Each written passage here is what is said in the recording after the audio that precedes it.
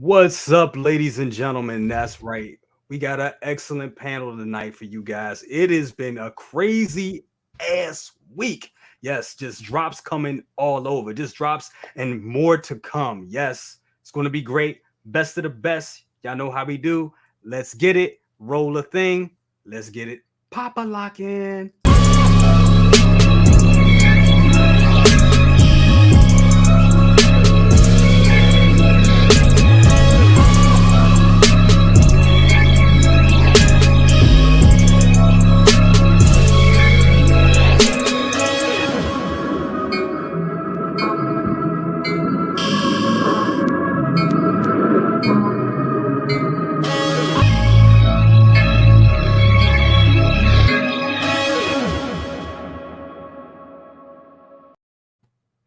Hey, how y'all doing tonight? Love that intro, love that intro, love that intro, and love this panel.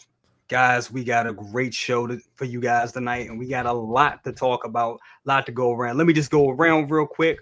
First up, got to go to this guy right here. Finally did it right, opposite in camera world. This guy right here, the second brother, my real brother, Eamon Myers. How you, Eamon Myers, also with his mini me, my godson, Eamon number 4. How y'all doing tonight? How you doing, man? Good, I'm doing good. Doing good. 4 years old, about to turn 13. The kid is so much in a rush to get old, man. Remind me of somebody. Yeah, don't do it. Because once you're there, you're there. Yeah, but we good. We down in Florida right now. Probably gonna be starting our trek back to VA tomorrow. Had a nice little adventure at Disney. It was hot. Edge. Yeah, Galaxy's Edge. It was awesome. Had a couple little mishaps, but Disney gonna treat us right the next go around. Okay. Yeah, so everything is good, coming together, enjoying our summer. So just glad to be here and talk about the things that we love. That's what's up. That's what's up. Thank you so much for being here, especially pulling time out of your busy schedule to get here on the show. Love it. Also, we got my other brother, my brother from another mother right here, Mafia, the XO6 pimp. What's up with you, bro? What's up, man?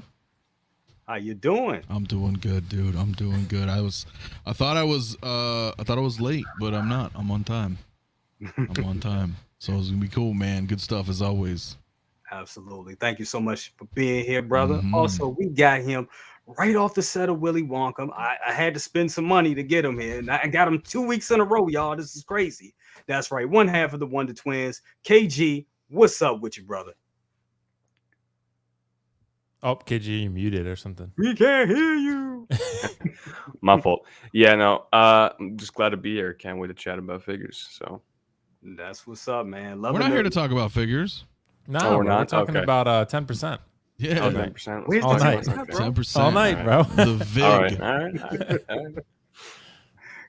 And also, last but not least, you know him, Will Sexification. Yeah. The Foxy Feet himself, Will Foxification. How you doing, brother? Dude, happy to be here, man. Will Sexification is one of my many names. So, Will Feedification, Will Sexification. I got many. Anthony calls me Baby Beard, so that's something too. But I go by many names, it seems like. But dude, happy to be here, Jay. We've been trying to work this out where I can come on your show for a while now. I was supposed to go see Top Gun last week, didn't do that, but I ended up doing something else. Thursday nights have been busy, man, but I'm here tonight for you. Happy to be here, bro, and got to meet your brother. So really excited about that, man. So, awesome. You assembled Avengers level panel. That's all. It really is. And also we got Leo. Y'all know how Leo do. He's gonna be popping in. You know what I'm saying? So we definitely going to be be the Avengers and Megatroning it up. You know what I'm saying? Definitely. So this is going to be a great show. First, want to go through the panel. We're going to go through the panel real quick.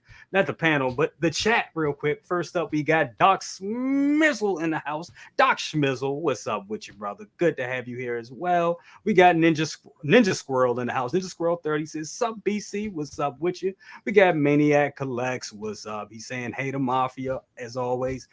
Good to have you here. Thank you very, very much. We got Andreas IB says, hey, y'all, how you doing tonight? We got my guy Brandon Salad. Look at with the new picture, with the new icon, looking dope. Look at the light, looking all moody over there. I see you, bro. See how you going.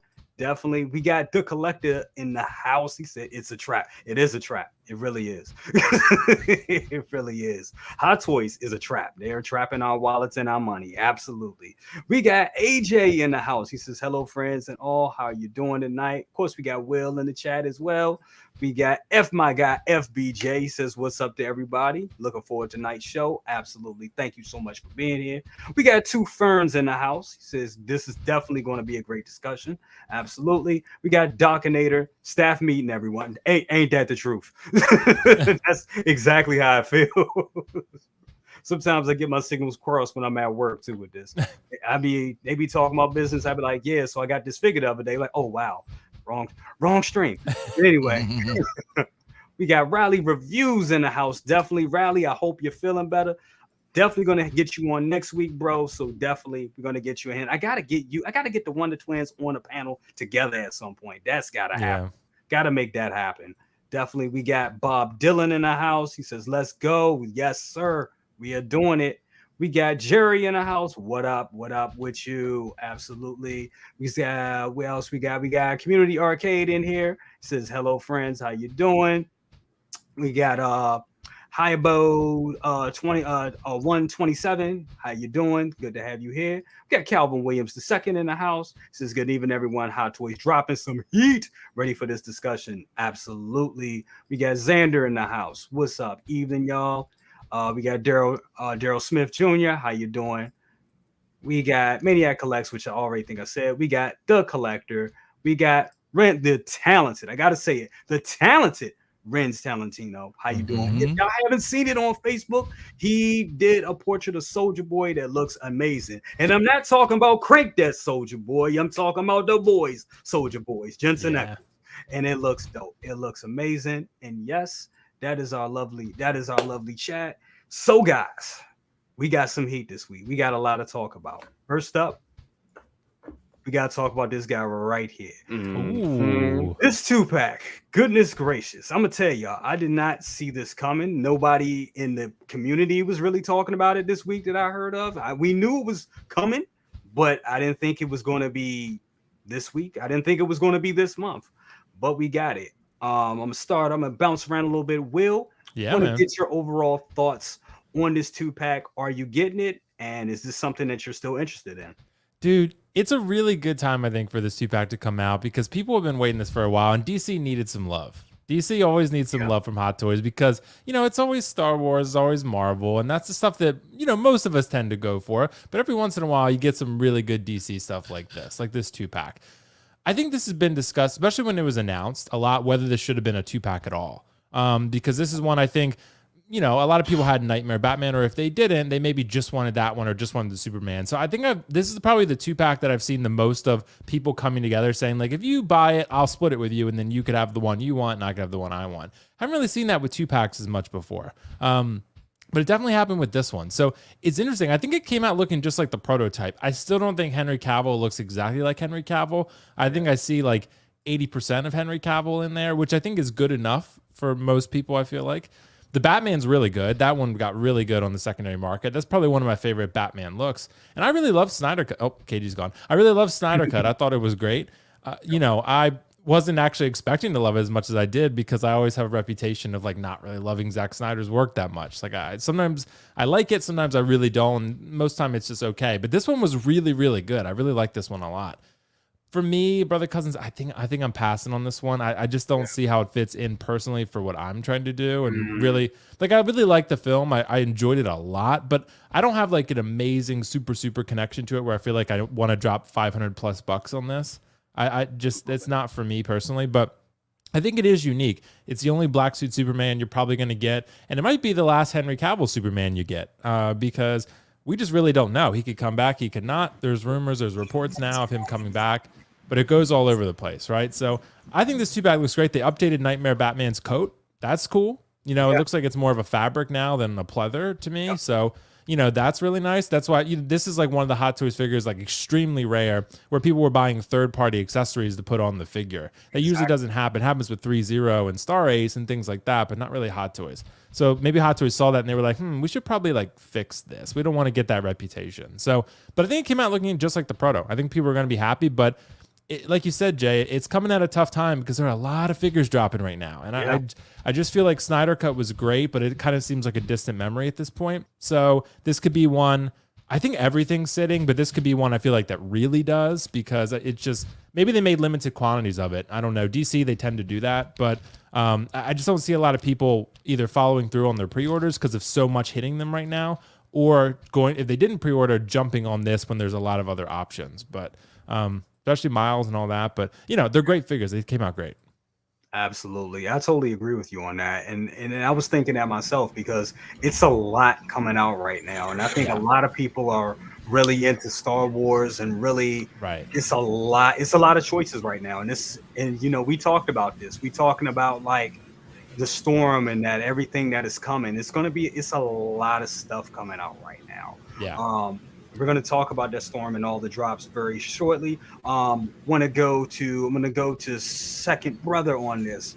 How you doing, bro? What do you think about this 2-pack? I know you're in on this, and I know you was looking to get this. I think you already have this paid off, right?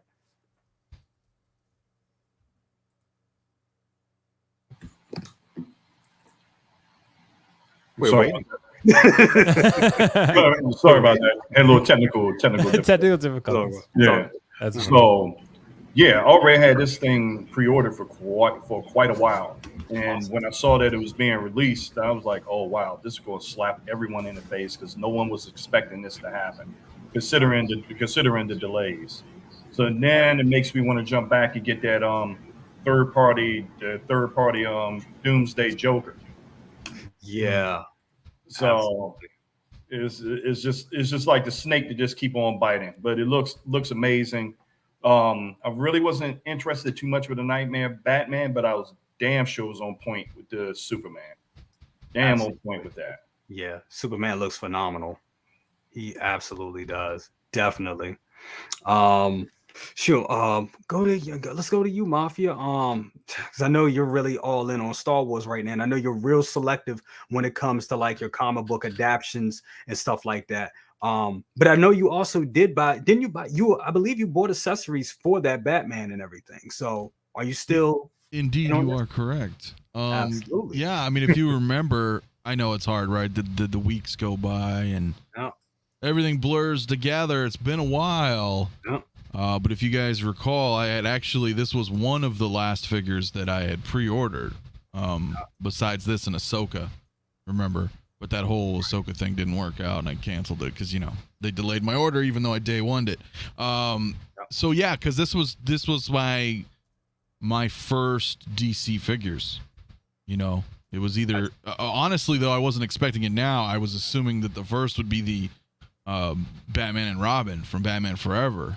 You know, I thought you know what I'm saying? So, but right you are. I actually have it still here. So I don't know how I feel about this. I guess it's a good thing, right? But so about, I don't know, 7 months ago, maybe I received this coat. Hold on, let me in the mail. Ooh. And I haven't even opened it yet. It's still sealed. Because I was like, well, whatever. I got like a year. You know what I mean? So I bought one of the coats. You know, and I don't know. Yeah, I mean, it's whatever. It looks. Yeah.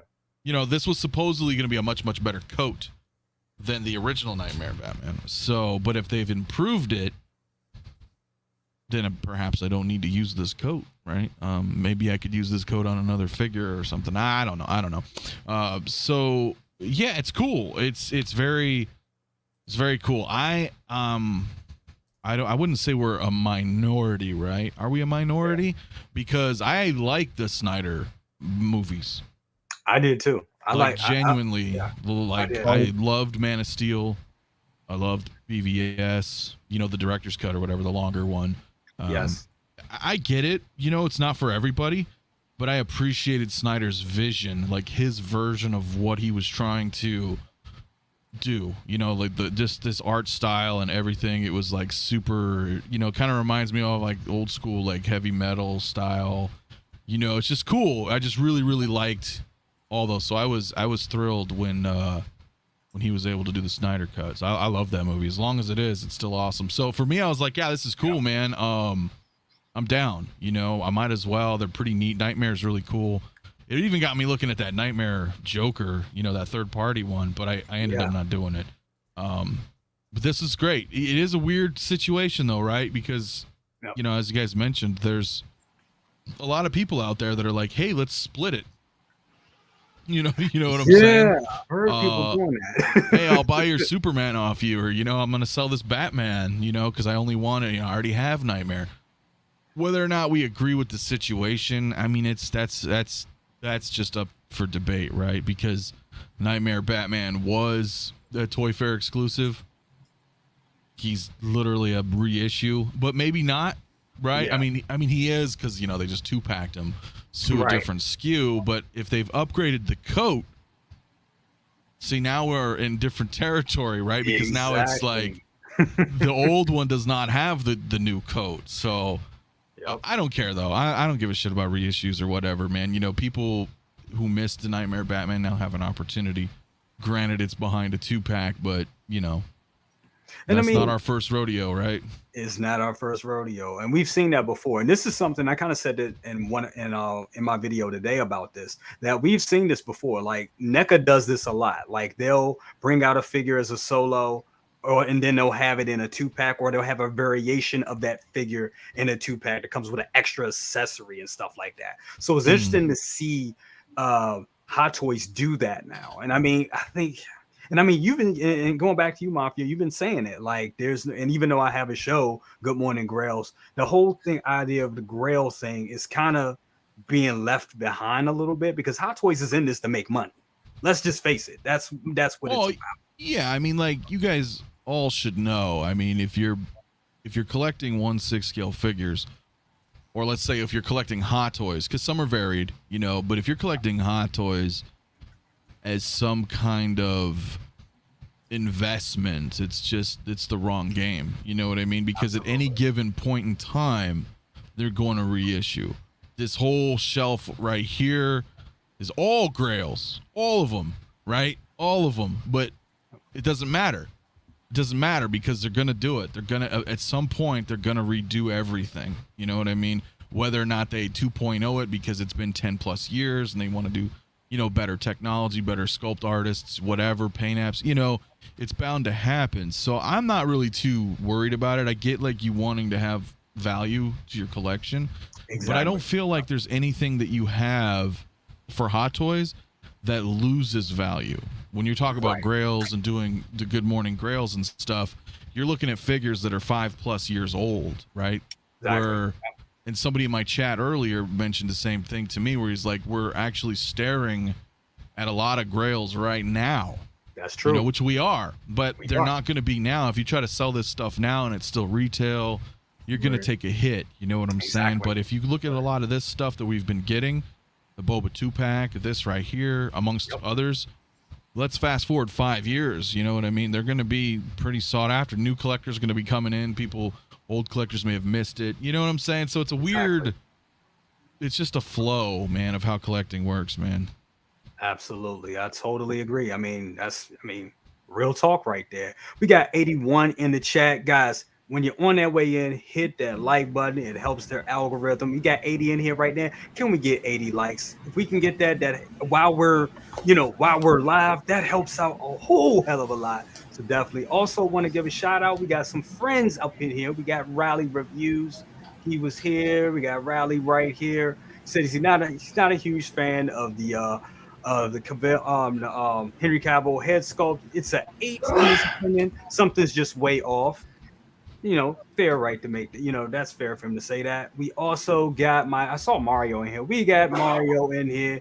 Absolutely good to have you in here, guys. Also always good. But I'm gonna go to you, KG. And really talking about that. Do you think this scope is kind of off with Henry Cavill? I do. Well, I have the Justice League one right there, and it's the same sculpt. It's not the most accurate sculpt because the hair is the other way, the opposite way. The sculpt could have been revised because it's a new figure, and they tend to usually surprise us. But I personally think it's an 8 too as well. It's not the best Cavill sculpt that we have gotten, but It'll do for what it is. Yeah, I'm excited for this 2-pack. I have this on pre. I had this on pre-order since last April, so this is definitely coming home. I've always been a fan of the Nightmare Batman. You know, I didn't collect back then, so the fact that I have a chance in picking up again, it's just a great way of saving my money instead of spending $700 for one figure. Now I can buy spend $5 something for 2 figures. So I was like, okay, that's great. You know, this is a film that I've always been a fan of. I've always loved Zack Snyder's vision, of these films that he has been doing. And Cavill will always be my Superman. You know, I grew up with Cavill, and so this is, I mean, having like the night and day versions as well, like having, the red and blue, but you can also have the night version, because the way how I see this, how I would display my Superman would be having the day versus the night. So this is like the night version of Superman. So I think that would be pretty cool display. And also the fact that this is a wired cape.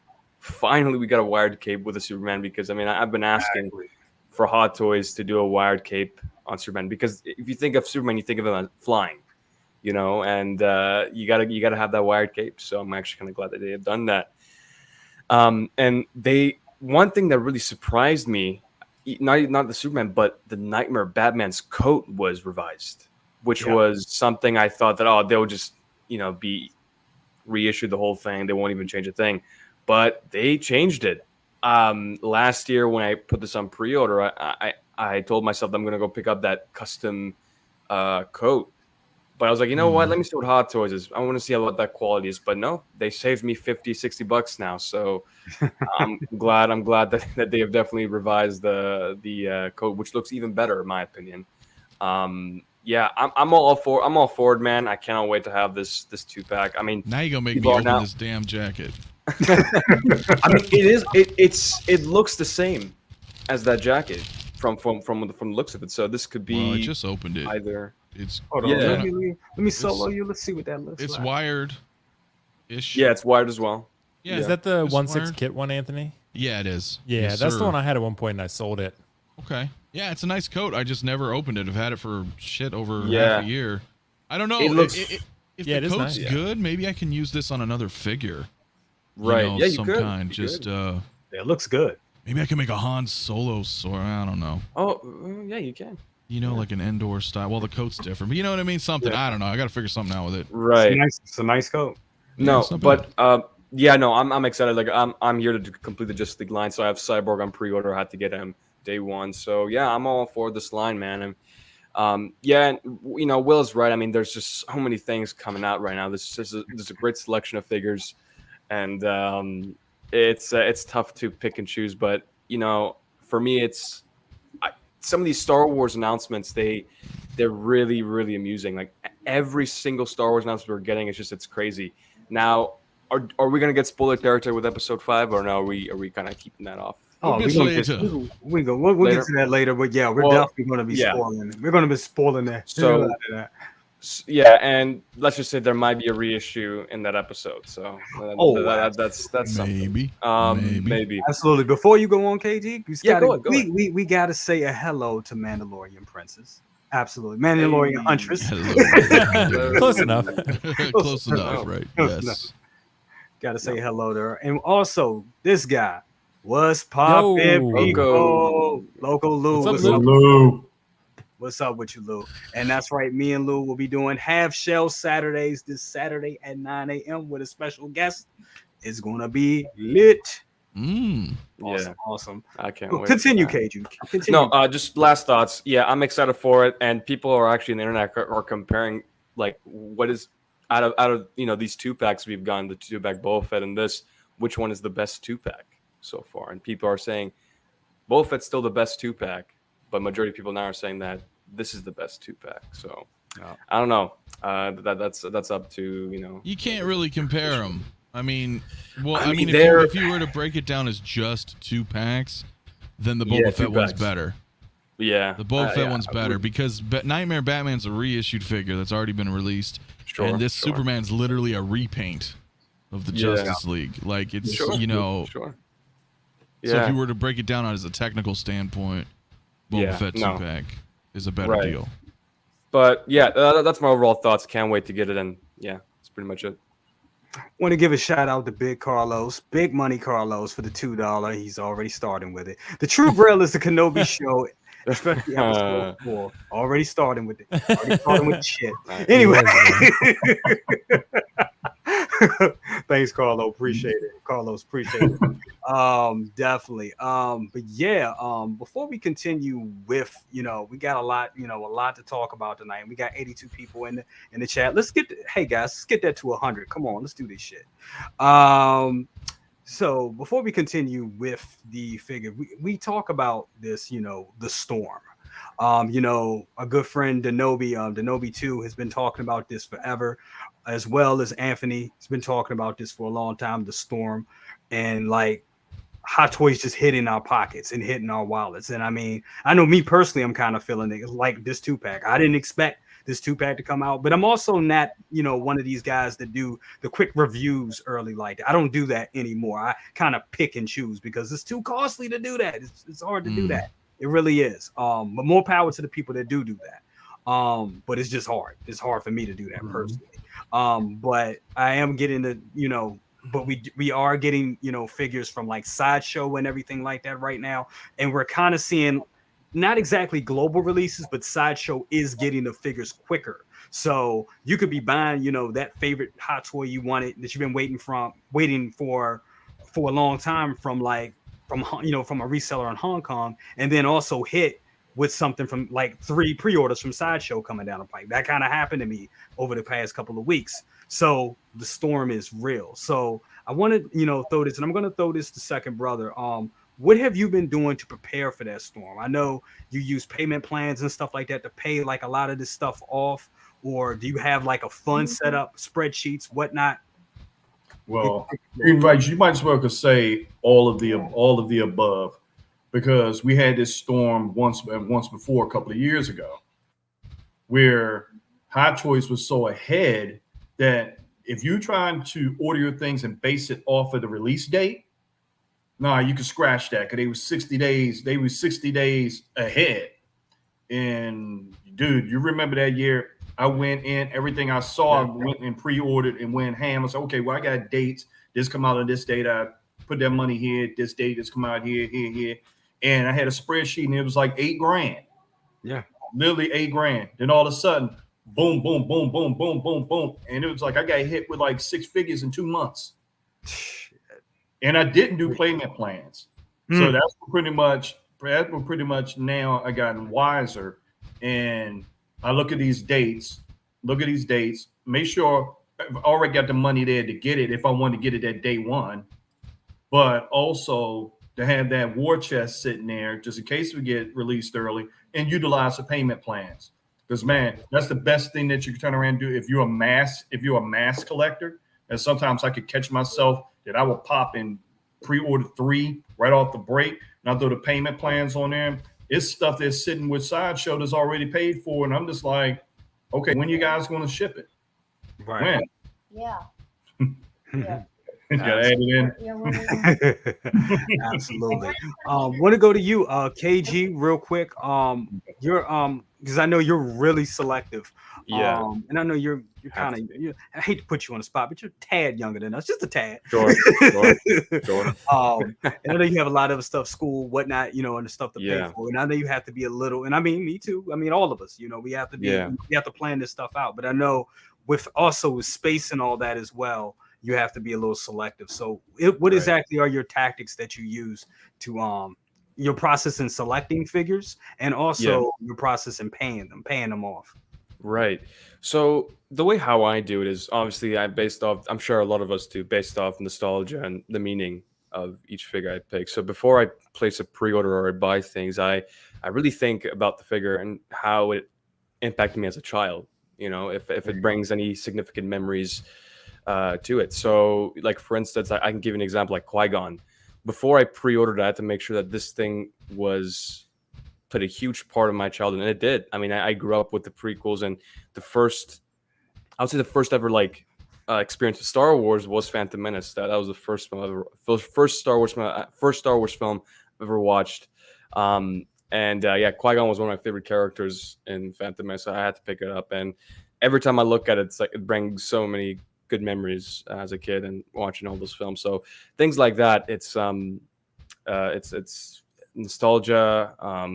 Does it have any significant, meaning to me? And so that's how I based off my figures, because I just cannot. These are not like Hasbro's or like Marvel Legends where you can buy multiple of them, and even though you don't have there's no meaning or significance to them. These are expensive figures. You got to pick and choose your things that you feel that has a huge significance towards you. So yeah, for me it's important. And how I pay them off, I pay them off full, if that's what you mean. Yeah. So I pay it off full. I don't do payment plans. I haven't tried it yet. I might do it. Maybe I might do payment plans. I don't know. You guys tell me how payment plans work. I don't know how they work, but how are they as far as paying them off? So yeah, no, I pay mine full once it comes in. I just pay the full deposit and go for it. So yeah, that's my strategy, I guess, on how I collect. So right now I have like things like Carnage on pre-order, like Ahsoka, Luke, like the main key characters. Like, when it comes to the Mandalorian line, I cannot pick up a Stormtrooper. I cannot pick up these things because I cannot afford the whole line. But I do pick up things like the armor, OG Mando, Heavy Mando, things. I love Mando. So for me, it's like I can give that, a little, because the armor plays a key character in the Mandalorian. She's going to play probably a key character in season 3, so I had to pick her up. Yeah. Death Watch played a key character because he's the guy who saved Din Djarin, so I had to pick him up as well.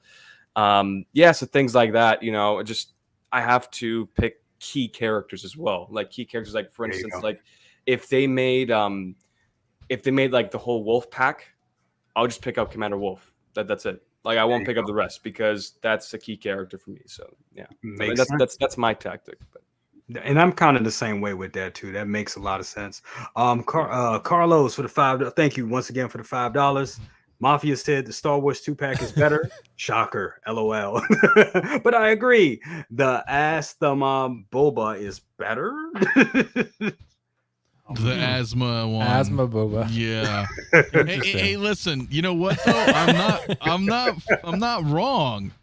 All right. Yeah, it's a shocker because I'm biased towards Star Wars. But even if we took that away, I'm not even looking at the characters, right, of who they are. I'm just looking at the physical, what you get. It is, well, he agrees. I'm not trying to debate that. So, that's what it is. But that'll be with you. And we got 105 in the chat right now, guys. Thank you so much. You guys are awesome. Hit that like button. Let's do it during the live broadcast. It really helps a brother out. But yeah, sticking with you, Mafia. What your tactics, your plotting, your secrets on how you buy these. My secrets. I'm not going to talk about my secrets. Well, we're not even going to go there. But how do you pay for these wonderful toys? Well, they vary. They vary, right? There's always different. Look, sometimes I will do payment plans.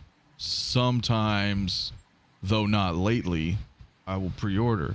The problem is you can never know when things hit, even when we think that there's an approximation that changes. As already been discussed on the panel this evening, back in the day, you could always expect things to be a little sooner. That's how it was. There wasn't as many figures. So release you guys got to understand, Hot Toys did not take a year and a half upwards to release figures. Right. It was about a year. They were pretty quick. Now I feel like they're speeding up, as I've been saying over the past few months. I feel like a lot of stuff's lower runs, and or they've updated their production level, whether they hired new staff, got more I mean, I don't know, right? We don't know, but I feel like in order for them to catch up, right, production has to start ramping up. Shit's got to start coming out quicker. So absolutely, when you think about it in that respect, it's like, okay, well, look, it's super easy to pre-order something. I don't have anything against pre-ordering personally. I don't do it, but the reason why is because shit drops all the time, and you're like, yeah, okay, I could put $30 down. Exactly. Right, I'll put down this NRD. Okay, cool. And you do that 5-6 times. Yeah, that's like $100, $200. but it still doesn't feel like it, right? Because you're just dropping $30 here and there, there and there.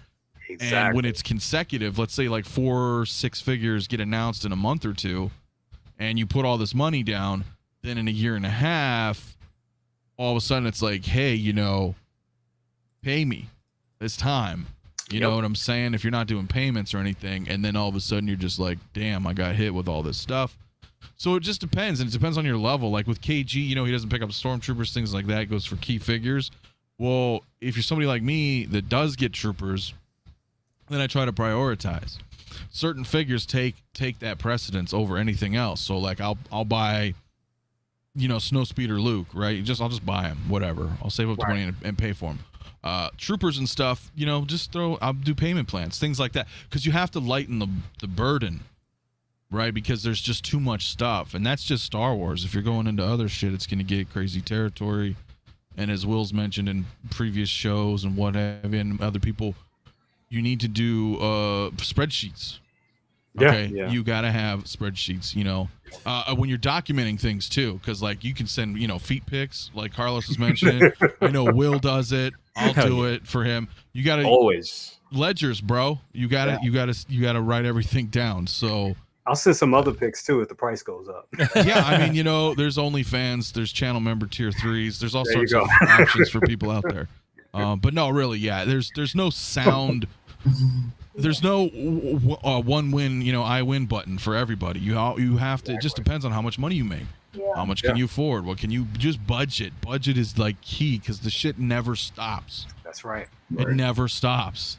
It never stops. You're never going to complete your collection. So you have to, like, you know what I'm saying? You're never going to be like, I have now received and own every single Hot Toy Star Wars that's ever been in existence, and now I'm caught up and I'm done. It's never going to happen. And if it does, then you're going to start looking at Marvel again. That's right. Or you're going to start looking at DC or what else. It's never going to end, dude. True. So you have to just budget, man. That's my best. You'd also need another house. If you will need another house, man. You will need another house. Hey, my concern, though, final note on that, since you're asking about this, because this is a storm.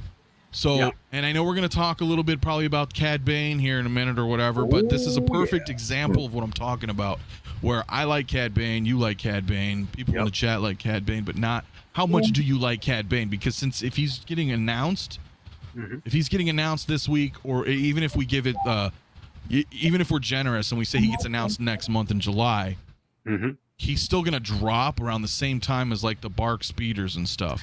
So if you're getting those, that's like $1,200, $1,300, $1,400 shipped for 2 of those, and then he drops. So it's like you have to be like, well, wait a minute, and do you feel like there's a FOMO? Because a lot of people will, right? Because you're like, oh shit, now he's out. I must take action before, at the very least, get him on a payment plan, right? Exactly. That's like the first thing that pops into your head, because announcements are one thing, but when it's in stock on the shelves, your perception changes.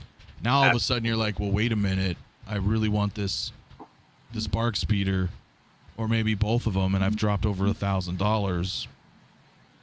Maybe I'm gonna kind of move. You know what I'm saying? It's tricky, man. It's tricky. It really is. It really is. And I mean, you brought up a lot of great points on that. I want to give second brother. I know you're about to go. I know you want to give me 1 second. Andrew James, my bro, my fellow 80s nostalgia bro. How you doing? Thank you so much for the $5 bomb. Said, I had to drop in and show some love and support for my brother. But still waiting for those Batman Forever figures. Yeah, me, you, and Anthony are definitely. We definitely Batman and Throbbing. And Throbbing. We need them. We definitely need them. Kiss from a rose, man. Hey, Seal, can't go wrong. Come on, man. Yes. Say what you want, man. Batman Forever was dope. It was. Second brother, what you got to say, bro? No, I'm still piggybacking off of Mafia. Is that when you get a situation like Cad Bane, I feel like sometimes when you turn around order, you get caught up in this flux. Now, I was thinking of in the sense of the heavy armor Mandalorian. Good point. Yeah. Okay, I didn't think that it was going to sell out like the way that it did. That was like totally unprepared. I was like, okay, I was like, nah, maybe I get it, maybe not. Nah, wait for it to drop on Sideshow. And then when I turned around and made, man, Carlos, you funny. Yeah.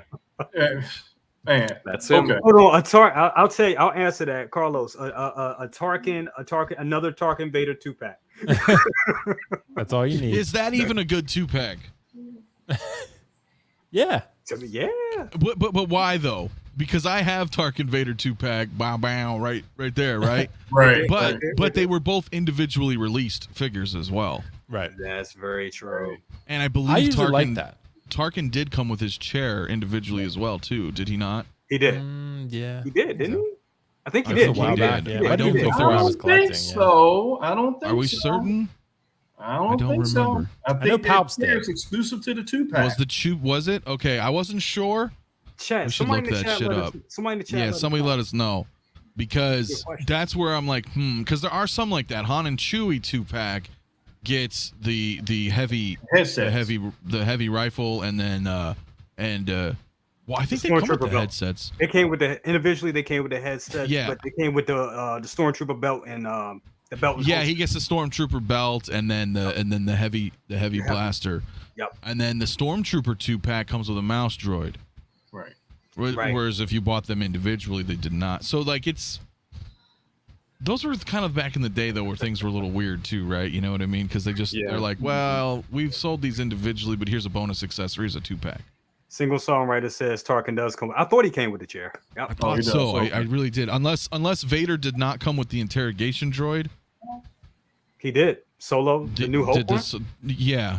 Yeah, he did. He did? Okay, so then then okay, because I wasn't sure, because I bought it as a 2-pack, so I didn't know if Vader comes with the droid in his single version, because there is a difference between the New Hope single Vader and the Vader from the 2-pack Vader. Yeah, a big one, big difference. 'Cause those are the two Vaders. Those are the only two Vaders that I have, and I think the New Hope solo release Vader, he has like the cloth, like it's like velcroed on the gauntlet. Well, on top of it, like I think he Velcro. talks. He has a voice box. He does, which stopped working in like 2 days Yeah. or something.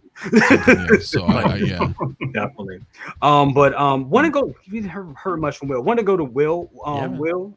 Yeah, I know you're like the master. I hate to say this, but I don't you're like the remember that. master of the spreadsheet. So enlighten us, brother. Enlighten us. I probably just have talked about it the most, but I don't know if I'm the master of it. I will say though, I've always shared kind of my experience, of getting in too deep with pre-orders, because I only started collecting like not long before I actually started live streaming, which is what, like maybe 3 years ago or something like that. So I've not been in the game forever. Like I'm still pretty new to this. So, but what I've noticed is it's very easy to get overzealous and overexcited and pre-order everything that catches your eye, because I've done that. And I'm really, I was talking to Optical today actually, and I'm really excited about this. I've always shared my experience where at one point, like I was not keeping track of anything. I was never doing a spreadsheet. I was never keeping track of what pre-orders I had really, other than going in my orders and looking on Sideshow wherever I was ordering it. And at one point I cataloged everything. I had $15,000 in pre-orders. Because I went through it was over like 2 to 3 years of what was coming out over that time. But I went through, and immediately that day I went and canceled a bunch of stuff, because I was like, there's no way, for one, I'm going to have the space to do this, and two, that I can afford this. So it's very easy to get in over your head and do that. And when I did that, that was a complete game changer, because I got in there and I was like, okay. And now I was looking at it today. I have like 1,200 in pre-orders. So, I mean, like I went from 15K over the course of like less than a year to 1,000. So, I mean, it's like I canceled a bunch of stuff. Like if you're smart too, just wait for a delay and then cancel it. Like if you don't want it, because then you can get your NRD back, depending upon where you pre-ordered it from. Some of the other shops just don't care if it's delayed. They're not giving your NRD back. So that's sometimes to think about when you're ordering things. But I'm with Anthony at this point. With statues, some statues, even Prime 1, I'm not even really pre-ordering much anymore, because a lot of times like you can wait until near release and still get it. So, if it's J&D, you probably should pre-order it. If it's Queen Studios, probably should pre-order it, but you never know. You could wait on those too, for that matter. But if it's a 1/6 figure like a Hot Toys, I would not personally. Yeah, like, you know, they were saying like a heavy Mando, that does happen from time to time where like it'll just go out of stock real quick. But nowadays, see what's happening, like Venom, right? Venom went out of stock. People went crazy for it. It's back, right? Pennywise went out of stock. And like 2 days later, it's back. Clone Wars, Darth Maul, like all of them really come back nowadays. So, you know, Yoda came back. Infinity War Thor, when he went out and people went crazy for it, he came back. Well, like, I think the issue is that what happens is Sideshow will get in, which I think is kind of stupid, but whatever. I feel like they get in a small batch, okay, and then it hits wait list, right? Even though they have another shipment coming, which should be cataloged in their database as an allotment, like they still have, it's not updated. So I think when the new shipment comes in, they're like, oh, we just gained 93 more units, so let's input that, and then bloop, it turns back to, you know, buy now. And it's like you're right there, Anthony. People, the FOMO kicks in when it hits that blue screen of the wait list. When it hits the wait list, everyone's on eBay paying it, and the next day the figure's back in stock. So it's kind of unfortunate. But what I would say to how to take cover from the storm, I think the best way to do it, honestly, with Hot Toys is to not put yourself in the storm to begin with. Because if you pre-order, that's exactly where you're putting yourself. Because I just feel like opinions and preferences and desires change so much over 2 to 3 years. Like I just feel like, you know, there's so many figures I thought I wanted 2 years ago that I end up not wanting now, right? So that's my point. So, and like Nightmare Batman and Superman, like you don't really have to pre-order that. Like you can wait and get it. Like, I mean, DC figures sometimes sell out, but even now you've seen a couple reviews probably already, the pictures. If you decided now, I have the budget this month, I want it, then you could just buy it, right? You could just pre-order it now, like instead of doing it 2 years ago where you're locking yourself in. So I just feel like, you know, you can be on the outside of the storm by not pre-ordering. Like if you pre-order, you put yourself right in or you it, could just and be then, in the eye, baby. Like you could, but then you're like, oh, you're heavy metal, but at the same time you're like, oh, I got a lot of you're safe in the eye, bro. I'm about to eat a lot of NRDs. For one. No, it's like riding that big kahuna. As someone who's eaten a lot of NRDs in my day, let me just tell you, like pre-ordering is not always the best way to do it. And it adds up. You should never pre-order for literal fear of missing out, like Will's saying. That's true too. Even especially like the bigger stuff, J&Ds, like they go fast, but that shouldn't be a reason you pre-order. Like because there may be in certain situations, like you're saying, there may be with certain statue companies. But like if you don't really want it, you're just getting it because it's gonna sell fast. Like that, you know what I mean? Like that's everyone's different. Do what you want, but for your budget purposes, that's okay. But I just feel like nowadays there's no rush. So like why put yourself in a predicament where you're locked into something? You made that commitment already. Instead, just when it drops, like, okay, do I have the budget this month? Do I still want this? And then you can decide. But if you pre-order, you've already made that decision 3 years ago. So and it kind of sucks. Makes a lot of sense. That's what I was saying. Spreadsheets all the way. That's when you have those. That's where you go and do those payment plans. Yeah, payment plans are really good, but sometimes like what happened with me is I used them a lot. They almost gave me like a false sense of security. I felt like they almost gave me like where I felt like, okay, I can afford all this, but then they're all hitting at once, and then like if something comes out and you're paying it off early, and then you're like, oh, but I'm still paying the payment plans on the other stuff. So, and that's why like they're really good, but nowadays it just everyone's different with their budget and stuff. And I'm by no means a baller by any stretch. Like I just try to like if I try to get something, I like to pay in full nowadays because I just don't want to have like money that it's tied up over the next couple of years, like where I, that's why I like to do that myself. But payment plans are good if you want to get more stuff. Like I'm doing that right now with the NR Joker 2-pack. I'm doing that with and I did it with Toys Wonderland. I'm sorry. I know.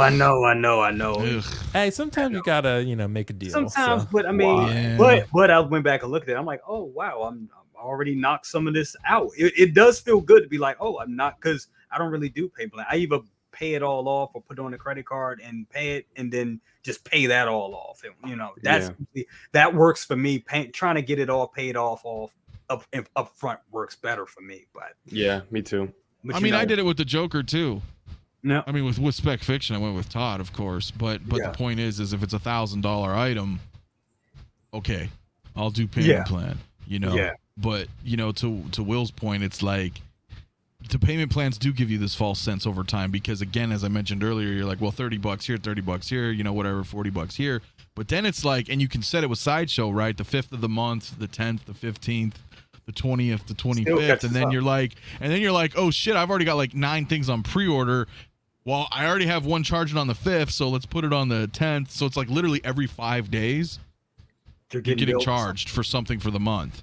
That's if you only have 5 pre-orders, because you can divvy it between all 5 days in between the month. If you have 10, you know what I mean? It's like every 5 days you're getting charged double. Like that's happened to me, yeah. Yeah, you're like, oh shit, I just paid something. Oh, it never ends. Fuck. And if it's a statue, your payment is significant each time. I mean, it's $100, 200, or something 150, each time. something. Yeah. And then like every month, you're like just like with the payment plans you have going, you're tying up $200 to $300 if you have a couple payment plans running just on pre-orders. And then if you want something that comes out, then you're like, well, now I got to add to that a month. So that's where I kind of like, I like them, but it kind of gets dangerous if you're not careful, you know? Absolutely. Yeah. I've done it. Trust me. Want to give a shout out to Max's Geekdom. He says, hey boys, what's up with you as well? Also, we got our guy, where is it? Sometimes I lose these. Marco in the house. What's up with you? Definitely. Gotta get you on best of the best, brother. Awesome. He said he's here for the spreadsheet talk. So yeah. Love it. Perfect. Let me see. Carlos says something. This is kind of interesting. He said, damn, Mafia has all the Sideshow payment plan options memorized. Someone loves payment plans a little bit, but I'm saying it's every 5 days. It ain't that hard to know. You look at it once. Jesus Christ. No, because I don't do a lot of payments, man. It's because that can happen. It can. It's just basic math. You were like, oh my gosh, everything. You know, you got everything else, right? Your phone, your insurance, your rent, whatever. You got things on auto pay all the time. Yeah. Hey, bro. What about our moms got caught up with the payment plans for QVC? It's the same. Yeah, that happened a lot. And I end up having to bail my mom out. It was same, and I mean, it's funny. Really. She'll get caught up. One time she called me. She came up to me. She was like, "Hey, baby, I gotta tell you something." I'm like, "What happened? What's going on?" I made a mistake. I got these pants coming out, and this. I'm like, "What are you talking about?" Whoa. It happens. It does. It happens. So you definitely got to be careful with pre-orders. Pay, and even like I just did like everybody knows I just got the Stormtrooper Luke and Han Solo, and I did the PayPal Pay For option. And I like those. Yeah. I like that a lot because it kind of puts you in a box where, hey, pay us this, that, and it's 4 payments, so it's easy to knock out. But you can get caught up with that too. You know. Yeah. They send it to you. Yeah, it's every 2 weeks. Yeah. Yeah, little brother, I got a beef with you with that. You know. But a deal's a deal, bro. A deal's a deal. I guess, I saw the stream. He told the story. Man, I was sweating in that storage place. I saw some Moses in there. The things we do for Good Morning Grills behind the scenes. You mentioned QVC. Right, and I know that's some anecdotal experiences there with you guys, but like at the same time, QVC is basically like an influencer. So you have to look at it like that too with when you're watching YouTube. That's right. Now we're collectors, we're not influencers, man. Don't listen to, if we like it doesn't mean you got to get it. But you know what I'm saying? There are people out there going to say every figure is the best thing since sliced bread, and you must get, and people get that, right? That's that QVC syndrome. You're like, oh man, those look great. I bought them. I don't know. You don't know how many times my wife has got stuff in the mail and it looks good, and it comes in, it looks all good on the model, and then it comes in the mail and it's in a bag and it's all like janky, and she throws it out. I'm like, oh, this doesn't look that well. Don't fall for the trap. Don't fall for the trap. Just nod your head. Like, okay. There you go. There you go. But you know what? We bought, and Will, you kind of brought up something about like, buying, pre-ordering stuff and then looking back at it and then being like, do I really kind of want this now that it's like coming out? And I was kind of feeling this way about this next figure that I want to talk about. But then after looking at the actual pictures of it today, I kind of reconvinced myself that I need to get it. And this is this guy right here, Miles. And I think I personally think it looks phenomenal, and I think this is I think it's definitely worth getting. But I was kind of like, I'm really into Star Wars now. This kind of came out around 2018, and we've been waiting in the pre-order. They did the whole, announcement of it. What was that, 2020? And it's been a long 2 years. So like, am I still interested? Am I still invested in this piece? And after I thought about it, I was like, yes, I am. So I say all that to say, what are your guys' thoughts on it? KG, I'm gonna start with you because I know you're a real big Spider-Man fan. Are you still on board for this, bro? It's tough because start with a sigh. It's tough because for me, because the way how I'm going now, it's collecting Star Wars and only Spider-Man and Spider-Man villains, and then from now on, because it's so hard to keep up with Marvel. For me, the MCU kind of stopped with Endgame. For me, Endgame after that, I'm like, nope, not getting anything else. Well, not saying not getting anything else, but just slowing down with the MCU. But with Spider-Man, it's kind of like, oof. Now I kind of have to get this figure too. Like Miles played I do have the video game version, and it looks great. Yes. But if you were to tell me this or the video game version, this is 100%. Like this one right here, this is the best Miles to have right now. I mean, look at the price point for what you're getting. I mean, we talked about this, like $267. That's for what you're getting is almost like a DX accessories. It's almost DX. Very true. And this, I know we keep throwing the term grail, but this could be a grail, for some people, because I mean, you're getting so much. You're getting 3 different outfits, I think, right? You get this version, you get the Spider version, and you get the Miles with his regular clothes on. So you get 3 different outfits, and I'm all for it. So finally we have this. I think it's been well over 2 years. I think Will just canceled his. So, it's tough because now we're looking at Star Wars now, because back then, 2018, who cares about Star Wars? The sequels were doing horrible, and people were not talking about Star Wars. It was like Spidey and MCU all along. It was just it was just those 2 things that people were talking about, the Endgame and everything. So for me, now everybody's like, oh, Star Wars, and then this thing comes out, like, oh, forgot about this one.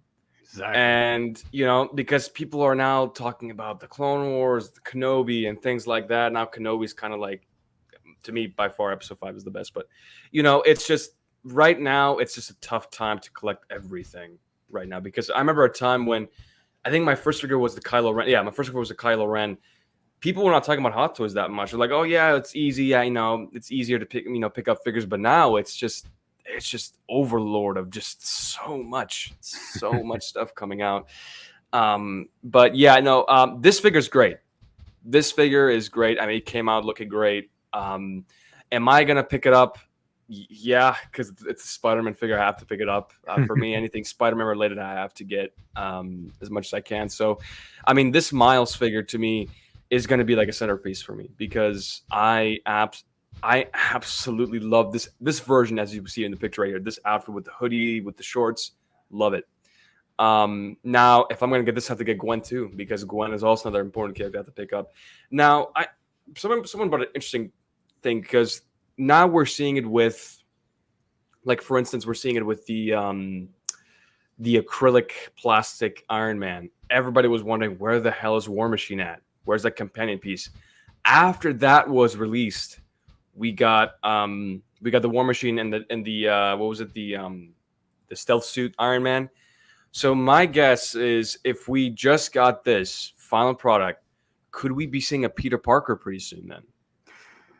That's a good maybe for the second one. They'll do it for the sequel movie. Yeah. Right. Yeah. So that's the thing. I mean, that's a trio right there. I'm still shocked that they haven't done one for Matos. I don't know why they haven't done it. They'll probably do a 2099 as well from the movie. That's true. 2099. It'll have that stylized. Yep. You know what I mean? Right. Can definitely see them doing that. Want to give a shout out to Kiko Collects. Kiko, that's up, dude? Guy right there. Kiko. He says, I'm out. I have Gwen and I wish I didn't. And I mean, there you go. Yeah. That's what happened to me. There you go, bro. Hit up Kiko. Yeah. She's a really good figure too. There's nothing wrong with her. She's a fantastic figure. Yeah. Oh, she's phenomenal.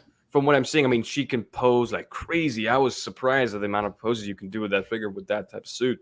But no, I mean, it's because Gwen and Miles has a really amazing relationship in the film, and having those two representations in the shelf would be great, you know. But yeah, no, like you know what we're saying, it's tough to collect everything, but you got to pick and choose. So right now, I know for sure I'm going to be collecting Star Wars for a little bit, but also Spider-Man and Spider-Man villains. So that's it for me as far as my collection, you know, in the future, because I cannot collect MCU. I don't think. I mean, it's getting too much for me. So.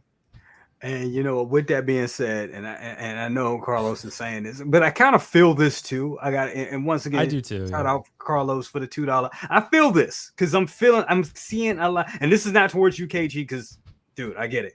But I'm seeing a lot of people check out of Marvel right now. They're like, hey, and they're kind of running to Star Wars, and it's like, are you like? I hope they're doing it for the right reasons. You know? Yeah. Don't do it. Don't do it because I was the first. But and all of a sudden it's like this exodus, and I'm like, I noticed it too, Jay. Yeah. But here's the thing too.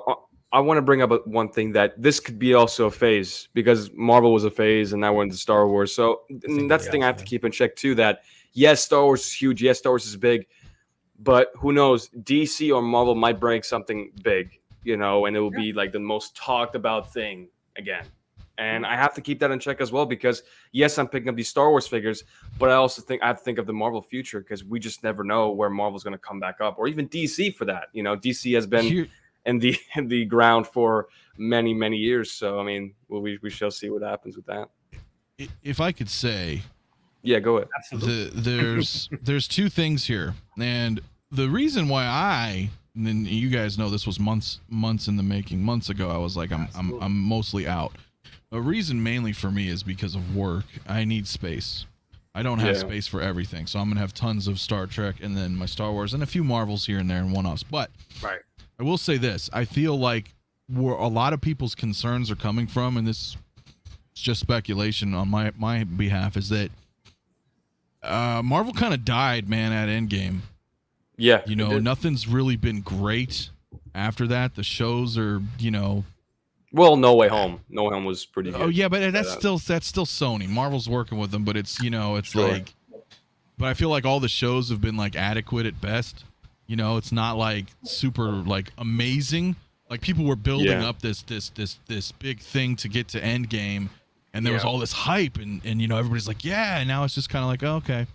You know, maybe something later happens, but I mean, I agree and I disagree. I think we had I think it was a lot of good stuff in the shows. I know me. I think like Falcon and the Winter Soldier is a lot of good stuff there. There's a lot of good stuff in WandaVision. I really loved Loki. I think Loki. Yeah, I thought Loki was great. I thought. Yeah, I don't think they're bad. Great. I'm just saying they're adequate. Not, like it's not acceptable. Yeah, I get that. It's not like Infinity War. Yeah, it's not. Right. It's not. It really. In a problem I think you guys have as I don't want to say Marvel. I got to specify that MCU. Yes. Right. I think the problem that MCU has is that it's like there's always a figure of the same figures, and then the new movie comes out, and the same figure comes out with a new outfit. Same character. And granted, we can look at that and say, well, there's a lot of Luke Skywalkers, you know, between the three movies or whatever, you know, to an extent. But it's like, how many Captain Americas are? Don't even talk about Iron Man, right? He's already in a league of his own. But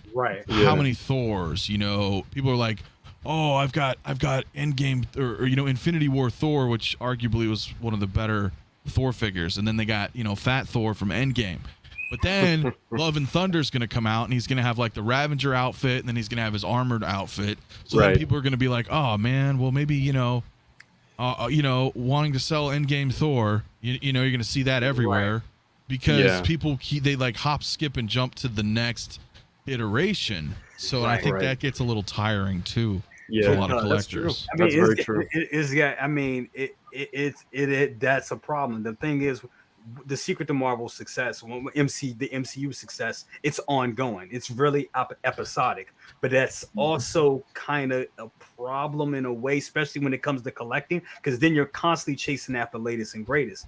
Me personally, I want to I keep everything in league with those first four Avengers movies. That's where I said this is going to be my Marvel right here, and boom, this is where we start. Everything else is kind of like an offshoot. Okay, Falcon and the Winter Soldier Corps. I'll get a couple figures from that. Do I want a Wanda figure? Okay, maybe I'll get a Wanda from Multiverse of Madness. I'll do it like that, and I think that's the way to go. But personally, I've gone as far as I want to go in the MCU at this point right now. The next big thing for me will probably be X-Men. That would be X-Men would be insane, but it's shocking, man. It's shocking, and the reason I say it's shocking is this is a perfect example, and I know Carlos is gonna fight me on this because he just loves Marvel, which is fine. But here's another big deal. Here's another big deal. This is my final point on the matter. And I love Marvel. I do love Marvel. Don't get me wrong. They're not shit by any means. But check this out. You mentioned Avengers, right? Yep. I had every original 2012 Avengers figure. I still have my 2012 Hawkeye and Black Widow. I'm lucky. Over a 10-year-old figure, I'm lucky to get $150 for these figures. That's true. You understand what I'm saying? Nobody true. gives a shit. Their value is just so bad. It's laughable. It's like why I still have them. I'm not going to sell them for less than what I paid for something that's over a decade old. First Avenger Captain America. My Red Skull's going for like $200. Are you kidding me? Are you kidding me? You know what I'm saying? But then I have a New Hope Luke or Leia or Han or Chewie that are all $500-$600. Do you understand what I'm saying? It's like, and again, it harkens back to like whatever values are, but it's kind of like there's nothing in it. So if you like the figures because you love Marvel, that's the only reason, bro, and that is it. Don't ever think about like getting rid of it because you're not gonna be able to. Exactly. I had to bring this up. Carlos, thank you for the $10 He said Marvel died ? Too big. Yeah, he's going through. I mean, these movies. They're still billion-dollar movies. Loki, etc. Star Wars, Kenobi, get the list goes on. Open up Pandora's box with that. Definitely. I want to go. It is a valid concern, though. But no, I totally agree because I've had because I was even looking at like with the new Loki that's coming out. I was looking at that and I was like, well, do I need the 2012 Loki, the 2012, 2013 Loki? I can just go ahead and probably flip that, and it's not going. It's still, you got probably fetch like $300 for it, but that's a couple years ago. What the value on that is just went down, and the value goes down because they do produce so many. And if you look at Star Wars, they're really taking their time. Like what they 2.0 or what they reissue. So I mean that is a good valid point. I do want to go to I want to go to Will on that, Miles and State of Marvel and all that. Yeah, absolutely, bro. So yeah, with Miles for me, it's really interesting because I think I've pretty much long said that I think this is probably the best Spider-Man movie I've seen. I really think it is, animated or otherwise. No Way Home is really good, though. I really like No Way Home a lot. But this one's really good. Spider-Verse is really well done. It's a great character story with Miles. Like, I really like the fact that like he sucks at first in terms of being Spider-Man, right? Like that's what really throughout the film he has to find his footing and learn. He's not just like right away amazing and great, right? He's like, it really has like take a while to hit his stride. I really like that. He's just such a likable character. He has you want to root for him. He's like the real protagonist, like the underdog story. That's what Miles Morales is in this film, and I think it works perfect. And it's a very unique film, like the animation and just the way it's presented. Like it's different than other superhero films we've seen just because of its format, basically.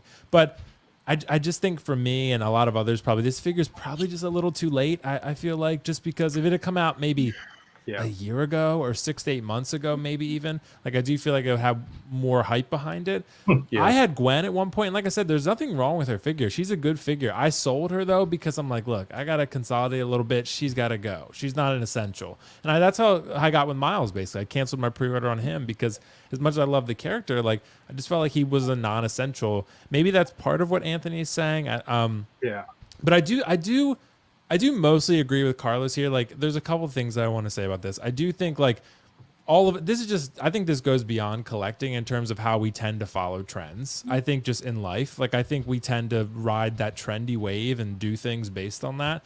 So I do think there is some of that going on. I don't know if that's everyone's mindset. Like some people just love Star Wars and they want to collect all Star Wars. But it was just like that with Marvel 3 years ago or 4 years ago. Like Star Wars was in the pits, and you know, and Obi-Wan Kenobi from A New Hope was under retail. So I mean, like, you know, I was getting Han Solo brand new for below retail, and Chewbacca. Like, so it really does swing back. The pendulum swings back and forth, you know, depending upon what timeline you're at. But I do feel like I see Anthony's point, but I don't think Star Wars is immune to that problem. I think they have the exact same issue. I think basically, like, you know, because everyone talks about the Bo-Katan figure. There's going to be way more Bo-Katans made. Like, it's, you know, her outfit could be slightly different. Like, you know, Star Wars has the exact same thing. The only I disagree.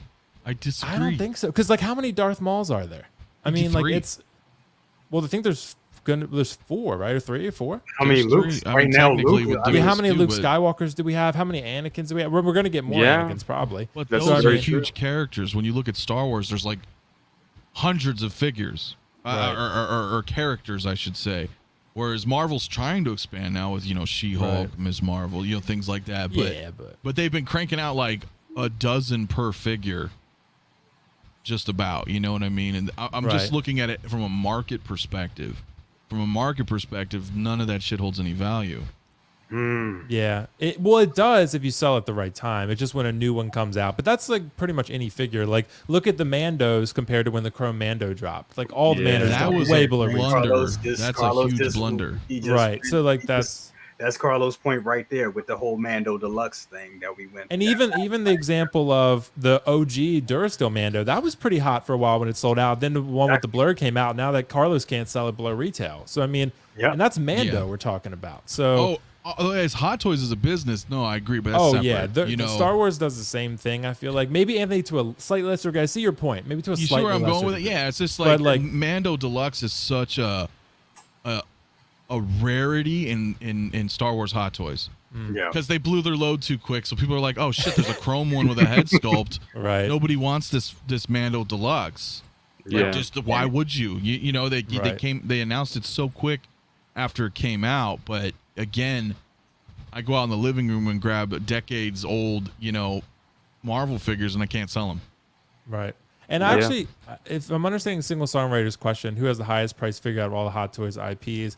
No, that's not. I don't think that's always been true, because look at the Iron Mans before they got reissued. The Mark 47, the Mark 5, like those went really high. Those and even really the Hawkbuster high. before it got reissued, that went really high. $1,000. Right. They were like over like $1,200, $1,300 at one point. Like, I mean, they like Darkseid Anakin is probably the highest priced Star Wars Hot Toy I've seen. I mean, I think so. Yes. Like he might be, and he's probably maybe 800 like tops. Wasn't like, the 2-pack Chewing Han pretty expensive? Yeah, but that's a 2-pack. That's about 1,000. Yeah, but like Iron Man wants one figure selling for that. So I mean, you know, it's.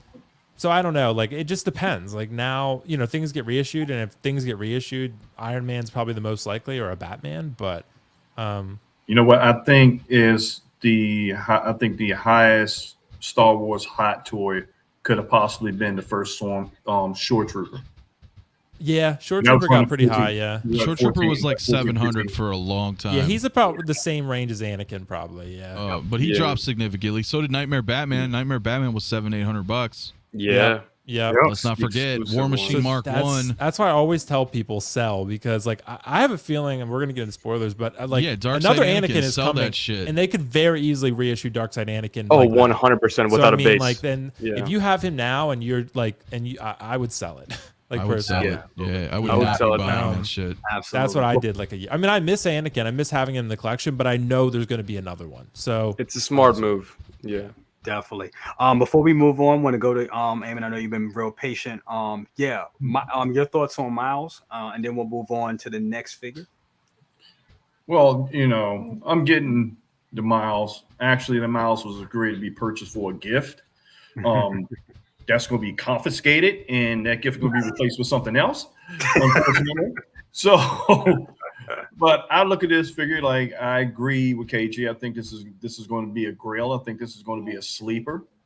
Right here, it's going to pretty much. I mean, because it's unique and it has its own flavor to it. Right. Now, the delay will put a bad taste in anybody's mouth for how long it took for this to come out. So, but overall, I look is dead on. Like for what you're getting for the price, I mean, you can't beat it. But I definitely gonna think this is gonna be in the Grail category. And I would say probably about 2 or 3 years. Yeah. Yeah, I think so. I mean, especially with all the stuff you get, all the swap outs, I mean, all the accessories and everything that you get with this thing. Hot Toys isn't doing this anymore. I mean, I was just talking about it on Good Morning Grails. You'd be lucky. I don't know if you guys have noticed, but with a lot of new releases, you're barely getting damn hands with stuff. Yeah, and great point too, because look at the Gilgamesh. That's a 275 figure. You just get a hands. Yeah, and that's it. There's a trend going on when you talk about trends. And Hot Toys is definitely on that train as well. Yeah. And it is called shrinkflation. Yep. Okay. And you notice it everywhere.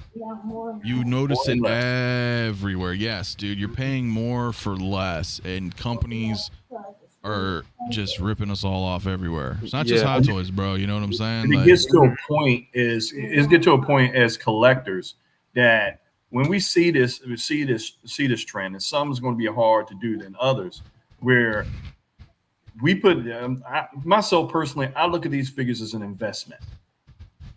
I don't like selling stuff. I keep my stuff. I'm a collector. I have stuff for years, but at one point, I'm not going to be here anymore. Right. So it may go the little guy here, and he may do what he needs to do. But when you start getting to the whole inflation thing, and we talked about this earlier about reissues. I can't stand reissues. Also because I look at it, to me, when I got into collecting, and my brother here brought me in on Hot Toys to start collecting them. And what drove me in was the originality that they only make these pieces for a certain amount of time. And if you get them, great. And if you don't, you had to go, and you got to go in the back alley to try to get some. To try to get one. So that's what attracted me to collecting, and I think it kind of takes away from the fun of it, then the cat and mouse game with it. When these reissues, they start reissuing things, start doing this, start doing that, and then it turns to a cash grab, and then you start dealing with this inflation. Like, okay, we are fans of this, we pay out the money to do it, give us what we pay for. But when you start doing things like shrinking hands and stuff like that, that's going to drive people completely out of the market. Yeah, right. Because we going into the realm of $300 figures, that's going to price a lot of people out of the game. Yeah, I'm following the same trend too. Like, here's the thing: if they were going to do another Miles from the film that we're going to get the sequel, don't think we're going to get the same type of accessories that we get from here. That 267 price, there's no way. Yeah, we're going to have a new outfit too. Oh, he's gonna have a new outfit, but less accessories. Yep. I think we're gonna get less accessories. I think we're just gonna get a head sculpt, hands, webs, and that's it. Yeah. That's all we're gonna get. Yeah. So I agree. I will say that the price will be like $285, $290, or something like that. Something crazy. I agree. So this figure is a great bang for the buck. Like, I'm not picking them up, but like, if you were gonna get this one, you know what I'm saying? This is great shit. Oh yeah. This is great. This is the Hot Toys of old. You know what I mean? It comes with a ton of shit. The price is right. We're not seeing this anymore. He's unique. As Will mentioned, this is probably the best Spider-Man movie they've made. It's so nice. The animation just blew me away. You know what I mean? This is great. Overall, this is a great release. And yeah, we're not going to see that anymore. You're right. Not at this price. Yeah. Yeah, absolutely. I totally agree. I'm personally, I think it's a future grail. Like I said, at first I was kind of like, I don't know if I'm gonna get it. I don't think, but then here it is. This right here, this outfit, man. This image right here is what really made me push me over the edge and made me fall back in love with this, because I'm thinking I'm going to pose this guy. See, I have Stan Lee, got the original Stan Lee. So I take the original Stan Lee and I put them together. This scene recreate this scene right here. Come on, and it's a great comic book. With the comic ones. Yeah, and it's a great comic book Spider-Man to have as well, because I know there's a lot of comic book, like Anthony, a comic book guy, and this could go really good with your comic book display as well, just because of that animated, look to it. So yeah, it's good. Yep, seems good. Sounds good. So I think we jumped on that enough. Let's move on. And I got to do this kind of well. I don't know because we're kind of running out of time. But I got three more topics. If you guys can all stay, I got 3 more topics to go. We'll try to zoom through this real quick. Lightning round, baby. Yeah. Comic Origins Iron Man figures. We got to talk about these because I know some of us on the panel have been waiting for Hot Toys to do something like this. And personally, I think this is phenomenal. I think this looks really great. I don't know if it's exactly for me, but it looks. I admire it a lot. And when you put all 3 of them together, damn, they look good. They look damn good. I want to start off with second brother on this, bro. What do you think? You know, I am all in. You know it. Even though you hate the neon text, which you hate them. Oh, they're trash. You can say that all day, and that's gonna be your voodoo thing right there. Put a neon tech on you, but those together, and like I think I said earlier to you guys. If they had the wild turkey bottle for the first one, we'd be good. Yeah, because for us to read those comics, and especially like from the 80s, that brings that flavor. That brings that flavor in right there. If you're an Iron Man fan and an Iron Man reader, you have to have these. It has its own. It has its own presence. I know when I get them, I'm going to display them in a case just strictly by themselves. Strictly by themselves. Yeah. Now, my concern is with the plastic, and I've been hearing little things about the plastic. I mean, listen to a couple of streams. We'll see what happens. We'll see, but I'm all in. Yeah, son, what you got? What you think about it? The blue Iron, man. Yeah, okay, it looks like War Machine. That's a stealth armor. That's the War Machine. You know which one's the War Machine. Yeah. Okay. Got to work on my guy's stage right, but he'd be okay. So, but I'm all in on these, and I cannot wait. For the first one to drop to get here because I got it already paid off, and we go with it from there. So, I'm all in. That's all I can say about that. Yeah. Want to also say this, man. I got I think we hit 130 in here. I've never had that. Great panel. Congratulations. Thank you so much. Right. Get that cheer, that round of applause. Hit the like button, everybody in here. Subscribe to Brother Cousins if you have not. Brother Cousins. Subscribe to everybody in here. We got best of the best. Come on. We try to get the best panelists. We have the best panelists. And that's just how we roll, man. Couldn't do any of this without these guys right here. They're holding it down. I'm just at the wheel. That's it. But man, guys, thank you so much. That's awesome. Amazing. But yeah, I really like these. And I gotta go Mafia. Bro, you have the floor on these. Because I know you've been this and clear it up for everybody. Because it's kind of because people be like, I thought you were out of Marvel. Why don't you clear it up for me? Because my words fall on deaf ears. Ladies and gentlemen, I'm gonna say it for Brother Anthony right here. This is what it is. He is not out of Marvel.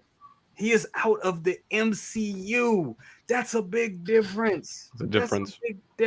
He's still in Marvel, especially Marvel Comics, but out. Especially comics. But out of the MCU. But even then, people take that literal. It's also I am gonna get Zombie Strange. Well, he's MCU. Well, he's zombie, so it's what I mean is I'm not going down those lines. I'm not collecting all of Just say he's Thunder. I'm not collecting. You're you know out what I'm sometimes. saying? Then he's out. Yeah, sometimes. it's too much, man. Yeah, it is though. And my God, if they give me X-Men, I don't know what I'm gonna do. Oh, we're in trouble. They give us X-Men, we're all done. People talk about Marvel. They talk about Marvel. I'm like, it's man. To me. Look, here's the thing with the whole Comic Origins line. I was shocked. A little shocked. I mean, they teased War Machine, a year and a half ago. They did show that silhouette at the end with Iron Man, which was badass. I was shocked to see the stealth version. So to me, it's like I'm getting all 3 of these. Just no doubt about it, I'm getting all 3 of these. And if they start giving us other stuff that's comic, and it doesn't have to be something that even MCU fans know of. Okay, pull comic book heroes and villains that the MCU fans don't even know exist. Right? Give me these first appearances, these origins of whatever. Give me a Crimson Dynamo to go with these guys. You know what I'm saying? Give me stuff out there. Give me a Hank Pym Ant-Man. Not a Scott Lang. Give me like really like that's dude. The original Yellow Jacket. Yeah, right. Like I don't know what I would do if they're. So this is like one of those things. Same reason I got Zombie Deadpool. Because one, I loved Marvel Zombies, but it's you're voting with your wallet at the same time. Often the same reason why many of you here will, in case you guys bought Pennywise. Yeah. It's like, hey, yo, there's a demand for this. We want these. So I'm buying. You know what I'm saying? So. Yeah, I know we're keeping it short because we got to move through some topics, but yeah, dude, these things are amazing. We got Leo, what's up, brother? ScaleMan in the house. What's going on, man? Sorry, Hey. bro. What's up? Now we so party. Duty calls, bro. Like work is work. So when you're dealing with clients, it's just like it can go over. And Thursdays are always a fickle night for me. That's why I try to make it in as much as I can. But man, thanks for having me. I just want to dip in real quick before we start later on. But absolutely, brother. Yeah. We're going to be talking about these Iron Man. Oh yeah. Come on, man. Let me know what you think about it, man. Especially it's a definite. It's a definite. It's already a definite. Like I have the of course the comic concept on its way. Right now it's on hold with DHL in New York. It always happens. DHL always gets on. It's for some reason, I don't know if it's customs, but it's always on hold in New York. They place it on hold. You just got to basically wait. I'm just like, again, for me, I'm just echoing everything that, Mafia and everybody's been saying. Like, people have to understand that there's a huge, huge difference from collectors in our, for us, our era, and anybody who's just been introduced to the MCU. So they're looking at the scope of everything through MCU eyes. Right. That's how they've been introduced to comics. That's all they know. That's all they know. They don't know anything beyond the MCU. Not to say everybody. It's not everybody out there, because some people are collective. They know everything about the comics. They just enjoy the MCU because it's something I enjoy it too. My problem is that the accuracy. I don't want to basically pay for a actor's likeness just because. That's when if I'm buying an MCU figure, I'm buying an actor's likeness. That's what I'm paying for. I'm not getting the comic concept that I want. So that's why when we ask for comic concepts and I get this, then I'm all in. We get this particular War Machine is crazy. So I'm happy about that. The stealth suit is crazy. So I'm getting them all. I can't wait. And it's because it's the accuracy that I'm looking for. I'm looking for those comic concepts. Even if you look at these particular figures, bro, the articulation is much different. You'll be able to pose the heck out of these figures. You're getting more. You're getting more of a broad a scope when it comes to articulation. I can pull off certain poses that I want. I can create a comic book cover. I'm getting that. I'm getting everything that I actually want. As far as an Alex Ross vision of a comic. You know what I mean? Like straight up, if I want that comic book cover, I can recreate it. That's what I'm saying. Like when you're talking about, just give me, as a matter of fact, let's keep it a dub. I want the comic accurate vision. Give me that particular version. Yeah, that'd be dope. Give me that version. I know everybody said, well, we got that in the MCU, man. We got that on. No, you got that in Disney Plus as it was more of a parody. That's what we saw. It wasn't the actual costume. So if they decided to take the MCU figures and give us the comic concept options, then I'd be all in. Done. We're done. I'd be all in. That's also Paul Bettany too, versus, and it's not West Coast Avengers or anything like that. That's what I'm saying. Like if people they gave us what those, is West Coast Avengers? Man, but I'd be all in. But see, that's the thing is, it's like, here's the thing, bro. These figures aren't for everybody. And I get that. These aren't for everybody's, but damn well know it's for me. And I cannot wait to get them. I really, really can't wait. But let me know when you be able to get your hands on the whiskey bottle like you got those Jordans. Oh yeah. 'Cause I'm definitely gonna pose mine with that whiskey bottle. Yeah. Bro, so you know what's crazy? Because Mafia hit me up earlier asking me about these. So I got these through Comic King Sanctorum. Oh, for You real? see them, right? So I got these through Comic King Sanctorum. They're not up there anymore. Like for some reason, I don't know if they took them down or if they sold out. Maybe everybody saw them and said, you know what, I got to get me some too. But they're not there anymore. They're completely sold out. Yeah, I couldn't find them. Like, yeah. But yeah, and I got them. So, but the only problem, I'm just wondering because I didn't get the figure yet. They still, like, when we see it and we saw the pictures, they still don't show us how you get those shoes on that figure. So that's why I'm like, it's making me nervous because these are even though, I mean, they look good, but it's more of like a semi-hard plastic. So it's going to be interesting to see how you can actually get that on. But yeah, yo, bro, if you're looking for accessories, man, like things that you can't go to Comic Santorum, go under accessories, you might be able to find that whiskey bottle, bro. Straight up. Most definitely. Yeah, they may, especially for like the old Western figures and stuff. They'll have like old. One of my subscribers actually sent me a hold up, mate. Hold on, I'll show you real quick. Hold on.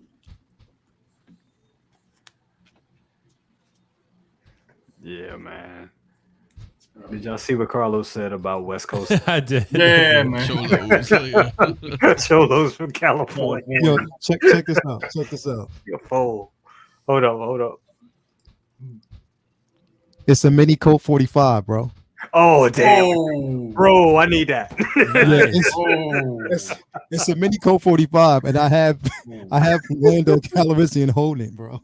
Oh no, I need that. Yeah. I need that in my So life. you sent me a mini Colt 45, bro. So I'm telling you, those accessories out there, you just gotta find them straight up. Oh my goodness! Just like I found like a yellow raincoat for Deadpool that posed next to Pennywise when I take him out the box. Oh, So yeah, it's crazy. That is. It's crazy. Yeah, it's crazy. Yeah, So yeah, but that's what I'm saying, man. Like real quick though, with this figure, man, like and with these figures, it's again, we know that there's not and they probably knew because there's a market for it there. There's not too much of a market for it over here because you know the first thing people are going to look at, of course, is the plastic pieces. Now, the stealth suit and this war machine, it suits both those figures because you can hardly tell. It's just that because we got that vibrant red, you know, from the Iron Man figure, you can actually see those plastic pieces. Somebody actually painted over it. So they use metallic paint over the plastic. It looks really good. Yeah, it's slick. Shane's doing that too with his. Yeah, it looks really good. It looks dope. So I mean, it can be modded, it can be changed. Now, unfortunately, I'm not the person to do it. I mean, I would have to have somebody else do it for me, but it can be modded. You can get that metallic paint over top of it, and it looks damn good. So again, these figures aren't for everybody, but I'm glad they're showing range. I'm glad they're giving us something different. You know what I mean? And they're giving us the comic concepts. That's all I've been asking for. And to finally have it, I'm all in. I can't wait. Absolutely. The only thing I wish they would have done is gave us some comic interpretation head sculpts. That would have been the money right there, bro. Yeah, well, they started that cool Tony Stark. You know, like they started that with the Punisher, the War Machine Punisher. Yeah, I love that. So they started it with that figure. And I'm like, well, you're showing that you can do something like that. I would love for you to do it, but I mean, I don't know. If they get into something like that, man, I would definitely love it. I would definitely love for them to do so. I'll be all in every day. I mean, and on top of that, listen, even if you actually gave me a bunch of KG Chalamet head sculpts that I can put on every figure and mod it myself, like that, I'd be all in, bro. Like straight up. And for me, I'd have to give it for free because that's 10%. But what were you gonna say? That might drive the third party guys too, though, to create comic style head sculpts. That would be cool. Moving forward. Yeah, it would. But now this is dope, bro. I just hope that they kind of continue on giving us like the concepts. Give us more of the concepts than absolutely. You know, the MCU. I'm not here. Look, I got that Taskmaster, bro. I got it at a reasonable price. Yeah, but I got it because I'm not going to associate it with the film. I got it because I want to do something totally different with that figure. You know what I mean? So again, you know what I mean? It's not like I hate the MCU. I love the MCU. It's just that I'm kind of tapped out at the constant barrage of MCU figures at this particular point. You know what I mean? I want something different. If they give us a mixed bag of both, then I'll be all in. You know what I mean? But it's just certain figures that I'm gonna get. This I don't really associate it with the MCU. I associate it with Marvel Comics, which is what I grew up on. You know what I mean? Mm-hmm. No. Hey, I totally agree with that. I mean, I'm not mad at that at all. That makes complete sense. Want to go to who do I want to go to? Yeah. Let's go to Will. Will. Oh, hello. Hey, how you doing there? I just got lucky picked in the lineup. All right, so we're talking about Comic Origins Iron Man. War Machine. So okay. So dude, this is gonna be fun because I totally see what Lael is saying. It is a really cool looking figure. I think I was saying on Lael's stream, I do think this one pops a lot more than the Iron Man did. Yeah. The plastic on the Iron Man, it doesn't mesh as well. Like it doesn't. Yeah. It looks more unnatural to me, even if it's accurate to any sort of comic or whatever. I do feel like it just in figure form it looks weird. It makes me think of a toy rather than a hot toy. It just feels different. But I think it's funny because I saw in the Facebook groups and people were talking about it. The guy who modded them and took the plastic off, I thought it looked great. I was I thought it looked really cool. I was like, man, all they do is take the plastic off. It's like in Not Another Teen movie when they take the glasses off the girl and then she's beautiful. It's just like that, just like this. So she was like, yeah, that's it. I'm a miracle worker. That's all you had to do with this. Take the plastic off and it's perfect. But it's a really cool figure. I like the blue Iron Man. That was pretty cool. And the War Machine. Yeah, it's pretty. Those definitely pop. They're pretty unique. And I think there are a lot of collectors out there like Leo and Anthony that are comic book fans that really are going to go for this type of thing because it is very unique. It's different from the other Iron Man figures we've gotten. It's different from a lot of the Marvel figures we're getting where there's a likeness and it's based on live action. This is different. And I do like that Hot Toys is, it's so best of both worlds. They want to capitalize on Iron Man at all times, but they also want to give people something, that's a little bit, different. So it's different, but also profitable. So that's what I feel like it's a win-win for all of us, but it's not going to be for me, but I do feel like it's going to be for a lot of the comic book readers out there, even for maybe non-Hot Toys collectors who just want something that reminds them of the comic. And this would be it. I would think this is probably the best representation you could get. Mm-hmm. That stealth suit. That's so amazing. Suit. The stealth suit is, I'm like, yo, y'all should have just dropped, if they would have dropped the 3-pack, that would have been incredible. Oh my God. I mean, if they would have just dropped the 3-pack, bro. Look, I know I was saying that, look, I don't know if this is actually for me, but damn, they look good as hell right there. Bro. I mean, they really do. They look good in the lineup like that. Yeah, dude. So that's what I'm saying, brother cousins. You're gonna walk that back and you're gonna get them and you're gonna feel good about it. You're probably right. It's easy. I mean, I enable very easy. I'm like, okay, sure. Look, I get that it's difficult for people who haven't read comics. Yeah. Or I would say grow up even because there's a nostalgia beat there. Right. Like how it is for us with Star Wars. Yeah. It's that same thing. And Lael and I talked about this before. I think on one of my shows was that comics were introduced to us, or the characters were introduced to us through comics. Whereas with Star Wars is introduced to us through the movies, through the actors. Films. Exactly. Right? So it's like I don't see Iron Man as Robert Downey Jr. I think he's great at Iron Man, but I don't see him that way. I don't see Hugh Jackman as Wolverine.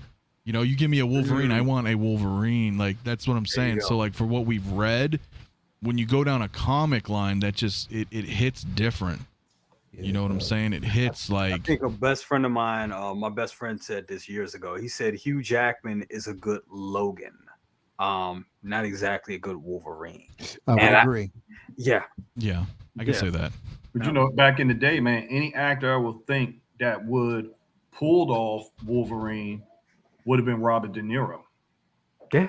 Back in the day, just I feel like any character that could, the character that I actually wanted to play Magneto back in the day, and it was right after I saw the original Blade Runner, I knew it was going to be Howard, baby. Rutger Hauer, right? Yeah. All day. He's the perfect Magneto, bro. He is the perfect Magneto, bro. Yes, he would have been the perfect Magneto. That man is incredible, bro. When I saw him in Blade Runner, I was like, hands down. That is Magneto all day, every day. Calculated, cold. Yep. That's the person we need to play. Have you ever seen Wanted Dead or Alive? Yeah. Come on, man. Yes. Hell yeah. But anyway, I got to dip out real quick because we about to start the show. I just want to come in and talk to y'all brothers real quick, man. I'll check y'all out. I'll be here next week on time. F my client. I'll be here, bro. I'll talk to y'all later on, man. All right. I appreciate it. Hey, Charlamagne, get my 10% and Will want some breadsticks. All right, I'll talk to y'all later on. Peace. All right, brother. Peace, bro. Oh my goodness. Yes, absolutely, man. Thank you, Leo. Thank you so much for dropping in like that. Yeah, man. But these are great. Before we move on to our last topic, KG, take the floor. Yeah, I'll be quick on this one. I absolutely love these two. When I went live on IG with my friend Nick, I was like, out of these three, that stealth suit pops, man. That stealth suit really pops when you put those chrome pieces on. Oh my god, it's amazing. So for me, I grew up with comics, but not as huge as Anthony and Lael. And I remember watching the '90s Spider-Man TV show where War Machine was in it. It was that Carnage episode. Things like that, man, nostalgia. So I kind of have to get War Machine. I have to get War Machine, and if I have to get War Machine, I have to get Iron Man, and now with Iron Man, I have to get the stealth suit. So I'm dead. I'm gonna be dead pretty soon now because this is a lot of stuff, man. A lot of stuff coming out. But when it comes to Marvel, I'm more into like the comic book renditions of them. Like I have the classic Green Goblin. From Social Toys, and I have the classic suit Spidey, things like that, man. I love the source material for these characters. Like what Anthony says with Star Wars, it's from the actors. That's how Star Wars began. Whereas Marvel, they're from the source material. Like RDJ is just like an image of Iron Man, but that's not the real Iron Man. It's not the Iron Man. You know what I mean? So things like that, man. I mean, these three, if you have all of these three in one shelf, you have to have like a dedicated shelf for these three. You can't put them in your other shelves. These three having like even just one big display, all these three lit up. Oh my god, it's a shelf stealer for sure. The plastic, it doesn't bother me with the War Machine and the stealth Iron Man as much as the classic Iron Man. There are ways to fix it. You can take off the clear plastics if you want to. But one thing that really that's really concerning is with plastic like that, will it yellow over time? Will it degrade over time? Will it show signs of yellowing? So yeah, that's concerning, but time will tell. We shall see. But yeah, these three are great, and I think I'm going to get these as well. I mean, these are just, we don't get a lot of these things. We don't get a lot of these comic book stuff. So it's just like once, it's a very unique. I would say it's innovative just because it's something new they've tried. I know it's Iron Man, but it's the source material Iron Man. It's the Iron Man from the comics. So yeah, I'm all for it, man. Absolutely. Real quick.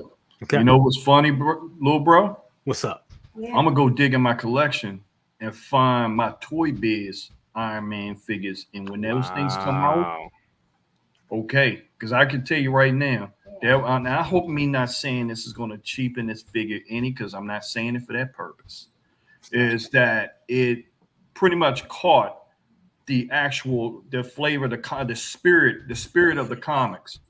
And if you go back to like you just mentioned, those animations from the 90s, and when Toy Biz came out with those figures. That's right. I had that War Machine almost look identical to that.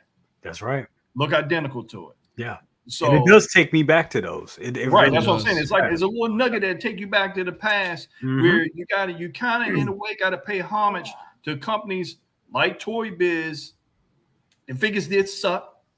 Okay, but they was amazing for the time. For the time, yeah, they were. So I just kind of wanted to just throw that there for us OGs that I'm trying to look at. When I look at that War Machine, I think about the day we went to Toys R Us, and I'm like, damn, I'm gonna grab me a few of them. Here's one right here. That's right. And that's what I see with that War Machine. You're the one. It definitely, that nostalgia does take me back, and I think that's what's attracting me to them, because I think Leo's right. I think I have to go all in on these because I'm really loving that, and I think like when they did the first one, when they did the first Iron Man, the current one that's being released right now, I was kind of like, I'll get it, but my mom was so into MCU but seeing the rest of these, it definitely, like you said, like brother, like you just said, it takes me back to the 90s. It takes me back to reading those comics. It takes me back to the Marvel trading cards. I wouldn't be surprised because it's Iron Man, and let's be real, like Iron Man is Hot Toys' primary source of income. I wouldn't be surprised if we get a comic origin Silver Centurion next. For real. Exactly. That will be yeah. You know? And Anthony, you bring up before we move to the next topic, but Anthony, you brought up Wolverine. We're getting that Wolverine video game that's coming out, and we're gonna get at least 8 Wolverines, bro. Yeah, and we're gonna get that classic comic book Wolverine from the video game. I think so. Yeah, we are. You know, there you we go. are. So we get the classic green, classic Wolverine. So. Guys, okay, so we got one more topic for the night, and we didn't even get to talk about Cad Bane. We all know we're getting Cad Bane. That's that goes without being saying. I want to get Will's opinion on Cad Bane and 3 positives. And look, guys, everybody out there in the chat, I know it was got a little spicy last week, and I kind of felt some type of way, honestly, about talking about Star Wars, because I kind of feel now talking about Star Wars is almost like talking about religion and politics. It is, basically. It really divides the whole damn room, and I'm not trying to have any of that smoke. No drama. It says it in the top of the show, and I mean that shit. No drama. And I don't even cost that much, but I'm sorry, that's just how it goes. No drama. So I don't want to hear anybody talk about Reva this, Reva that, even though she did have a real big arc, but whatever. But my main thing of what I want to talk about with this show is 3 positive things from from this episode of Obi-Wan. And I'm gonna start with you, Will. And once you do that, I just I know you got a roll, so I just want to get you in. Yeah, absolutely, bro. Yeah. So but 3 positives. Yeah, I would say the picture you're showing right now was a positive. I liked the flashback scenes, so that was pretty cool. It's like a positive, and I'm taking one away. I do wish they de-aged a little bit, just because it was a little bit jarring watching that, and I was like, I could tell it doesn't feel like it took place then. It was clearly filmed now. The 40-year-old Padawan. Right. It just Anakin looks old. So like he doesn't look like it was 20 years ago, so I get why, but he doesn't look like he should. So I think they could have like maybe just it's Obi-Wan. Like, come on, guys, give him some budget. Let's de-age him a little bit. Like somebody already did 10 hours later on YouTube, and it looks. Oh, that's right. I know. Like this is kind of important. This is Star Wars. It's kind of important. So like, give the show a budget and de-age him a little bit. But I will say the scene itself was pretty cool. I did like it overall. Just seeing them back in that form, and just seeing Obi-Wan teaching Anakin, seeing their relationship. So I did enjoy that. I think the Darth Vader clearly is the winner of this episode. He really is. I mean, I think what you see from this episode is what everyone had wanted to see all along. Just seeing Darth Vader do Darth Vader shit and just do stuff that really was like more badass than I think we got to see in the original trilogy because of the limits of technology at the time. So, with how powerful we know Darth Vader is from Fallen Order and comics and, and Rogue One and whatever and everything else, right? We know how intensely and insanely powerful he is as a Force user, and you got to see that in this episode. I think the choreography was actually pretty good. The fight between Reva and Vader, I thought that was pretty good. I enjoyed that. So those would be my positives. I mean, I definitely think there's negatives, but since the question's all about positives and we're framing it optimistically, I think those are the big ones. Okay. Now give me your 3 negatives. Oh, you want 3 negatives? Okay. Yes, sure. Reva's always going to be a negative for me, unfortunately. On the meatball, just a little bit of spice. That's it. Yeah, I just don't like Reva. I'm having a hard time connecting with her, despite the fact that they tried to humanize her in this episode. But I think everyone saw this coming from a mile away. So this is something that was, I think, even foreshadowed a couple episodes ago. And she has a very similar story to Second Sister, extremely similar. Yep. So and Second Sister was way better. She was way more interesting. She was better. I mean, it was a video game, but she was better acted, I felt. Like, I just feel like Reva's not working at the level they wanted to. And I think the negative for me is I almost feel like this is not an Obi-Wan show. It's like it's a Reva show, really. I mean, like, I think Obi-Wan's like almost in the back seat, I feel like. Really? That's kind of how I feel about it, because he doesn't have any development here, really. There's no real arc for him, I feel like, other than finding out Anakin's alive, but that's not really an arc. That's just like a piece of information he learned. Reva's the one that undergoes the arc, really. So, and I think they've tried to put their eggs in that basket, maybe to put her in other properties and stuff. And I don't feel like she's catching on with I think she's basically like Rey right now. I think like Rey was like 50% loved her and 50% were like, she's Mary Sue or whatever, right? So I think that's kind of what's happened again. And it's unfortunate because I do think like, Moses Ingram is a very good actress from what I've heard in other things. This is the first time I've seen her, but in this show, it's kind of like with me with Brie Larson. Like Brie Larson is such a good actress, but in Captain Marvel, she just doesn't work. I feel like she doesn't like in Room. She's no wonder she won an Oscar for Room. She's incredible, and she's really good in other stuff too. But like when you watch her as Captain Marvel, it just like something is like not clicking so far. And like, and she's such an amazing actress. But I think this is like happening with Moses Ingram too. Like I just feel like she's not. And like her saber work and stuff, I'm struggling with. Like it's because I felt like I like Rey a lot. Rey I thought like moved very fluidly, and Daisy Ridley moved very athletically, and she looked very natural with a lightsaber. I felt like, and Moses Ingram looks like she's not, and that's it. Like in the screaming and the yelling and just the overacting, it just kind of throws me off a bit. And I feel like they're putting so much emphasis on her that like that's kind of, and I think they're almost getting away from what people wanted from this show. They wanted, and the whole plot of this really should be Darth Vader and Obi-Wan. Like that's what people came into this for, and you're getting that, but it's like surrounded by all these other things that are just way less interesting, and it's taking away because it's only 6 episodes from what the core should be. That's my negative. I feel like, and I just that's been the negative I think throughout. I just think the show. Like Anthony had talked about whether it's better than Book of Boba Fett. I don't know. That's a tough one, and that's sad. Oh God. Because like that's a tough one. It is. Like I feel like they're pretty much neck and neck right now. But this episode was better. This episode was probably the best one of the season, I feel like. And it's not terrible. I don't mean to give the idea of the show is like horrendous. It's not horrendous, but I just feel like it's like, okay, rescue Leia. Leia's kidnapped. Rescue Leia. Leia's kidnapped. Like it's the same thing over and over. And we're starting to get to the point I feel like where it's like it's maybe just it's almost like the show's struggling to justify its existence, like why it exists in the first place, because there's not really a story here. It's like it's. So would you say most of this stuff, like most of the negatives with that, is pretty much all about? Would you say it's mostly about bad writing? Yeah, I would say so. But I mean, I would say so, and I think.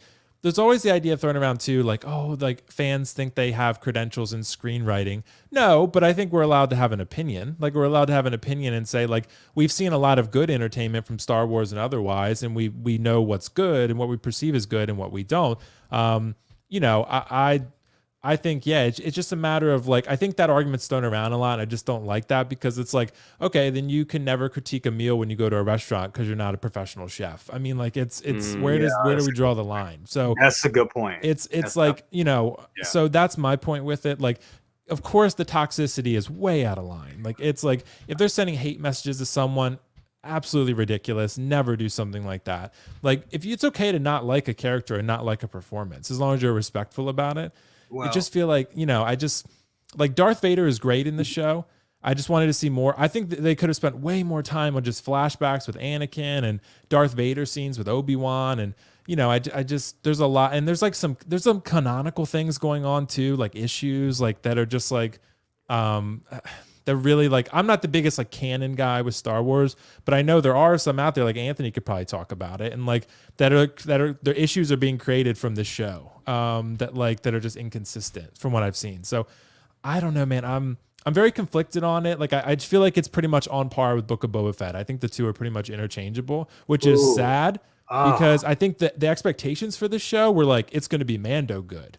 But it's almost starting to feel like Mando was a fluke because like I love the sequels, but a lot of people don't. They're very divisive. Book of Boba Fett was very divisive. Obi-Wan's been very divisive. Mando's the only one that everyone's pretty much loved. So it's almost starting to feel like, I think the key really is like, and I'll stop after this. I think the key really is like Star Wars seems to be going backwards too much instead of moving forward. Like Mando is something new. Like Mando is it's an old time period, but it's something new. It's a new character. You still get Ahsoka and all these other old characters, but you're getting a new character, like a new storyline, a new journey, and that's exciting for people. But when you're going back and revisiting Boba Fett and revisiting Obi-Wan, it's like that's why like a Taika Waititi movie I think will be good, or a Kevin Feige movie where they do something new. even Andor, I think that could be something exciting because he's not like a legacy character, you know, he's not. Right. But I don't know. This episode was better, but I still am I'm underwhelmed based on what I expected from Deborah Chow, and I know about it. I'm underwhelmed with what I expected from Deborah Chow, and just what I expect from the show. The fight scene in episode 5 was really good, I feel like, but some of the other ones are just really like not good. Lazy kind of. Yeah, like it's like and even the editing, like it's very like it feels, and the show feels cheap. Like I don't know why it feels cheap. Like Mando doesn't feel cheap, but this does. So TV, and that's where it comes anyway. with the thing having a TV budget, and that's where it's a lot of this is. It has a bigger budget than Mando. I don't think it does it? It does. Mando has 15 million, and Obi-Wan has 25. Wow. But then the thing is, I'm sorry. The thing is, when Mando came out, the first 3 episodes, people were bashing. Right.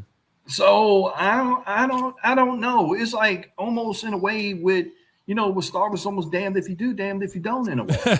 Yeah, I get what you mean.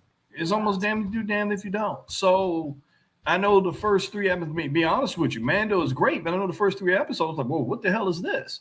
Yeah. And then we're talking trash about it, and I was just like, okay, but then yet and still, it's like, okay, this thing is gonna have to grow. And I'm telling you, I'm sorry, in my opinion, Mando didn't get his real wheels until the 2nd season. Yeah, like kind of like Book of Boba Fett.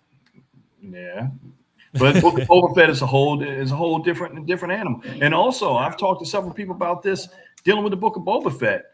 Book of Boba Fett, they turned and looked at it the 2nd and 3rd time, and they said, you know what, I kind of like this. Right. But then again, still, some people they can do that. Some people can't. So, and that's just the stint of my thunder. Go ahead and get. No, I get. I feel like though with Boba Fett and Obi-Wan, I think the two the theme that I'm sensing from those two is like a lack of direction. I see like it seems aimless. Like both of them, they seem like. These are popular characters. People want to see a show about them. Let's make a show about them. But it doesn't seem like the stories are like going anywhere. Like they're like it's like even the Book of Boba Fett. Every episode was like meandering, and two of the episodes were about Mando. So I mean, it was like that's why I just felt like it doesn't feel like there's like a Kevin Feige presence there. Like it doesn't feel like they have like a direction. I said that. Yep. Like it doesn't, and I feel like they need. But I guess people thought Dave Filoni and Jon Favreau would be that, but so far that's turned out to not be the case. Because the 2 shows that have come out since, it just feel like, in my opinion, I mean everyone's different. That's just my opinion, but I just feel like I thought Obi-Wan was going to be great. I think we all did, and I just feel like it's okay. Like I just feel like I don't hate it, but it's like Book of Boba Fett to me. It's like a 7 at best. I feel like that's like. And it should be a lot better than that. But I know we're negative, but there are some positives in the episode. But hey, I look at it also like this. I'm asking, and people out there, people in the chat, people that are watching, people also got to understand that these are our opinions. If you like something, because I've had individuals call me, contact me today. I've had, wonderful people in this community. I had a great, I'm not going to name who, but I got a wonderful message from somebody in this community. They said they were actually picked on because they liked the episode. Yes. Oh yeah, that's terrible. Yeah, that's bullshit. Terrible. That's bullshit. I know who you're talking about too. And it's like, you don't need to. Yeah, that's ridiculous. You pick on someone for having a different opinion. If you love something, I love the sequels. I mean, come on now, and there you go. We all have different opinions, and we all have a right to our opinions. Well, if you don't, some of those things I told, and we've talked behind the scenes. Some of those things, some of the things you brought up, I believe are completely valid. But also, there's things in it that I like as well, and that I love as well. Too. And I say this to all say. If you love something or you like the episode, don't let anybody on this panel, don't let our opinion sway you. If you like it, you like it. And there's nothing wrong with that. We just have opinions. And that's just what it is. And as Will did, even though, someone say, oh, Will's opinions were a little negative. Honestly, that's his opinion. And honestly, I don't think it was exactly negative. His opinions are tame. Tame. I'm trying to be respectful. Right. Tame. Absolutely. But I'm gonna go back to second brother. Your thoughts on the episode. First, give me 3 positives and then 3 negatives. Well, the positives were, I love the flashback with Obi-Wan and Anakin. The whole age thing. I've read the comments about that, and it didn't bother me because I could just like, okay, I know where they're getting at with this. I'm glad that they turned around and did a flashback to show that Vader has some ongoing reflection. The other part, the second positive that we all saw it coming. We all saw it coming with how this thing with Rever was going to how this thing with Rever was going to turn out. I think honestly, well, I sidebar that and I get to the negatives. I sidebar that, but we saw that how the development with Rever, how that turned out. The damn positive is how the Inquisitor and Vader stood over top of her. Yeah. And it was just like, oh, Vader pretty much was taking a playbook out of Palpatine with that.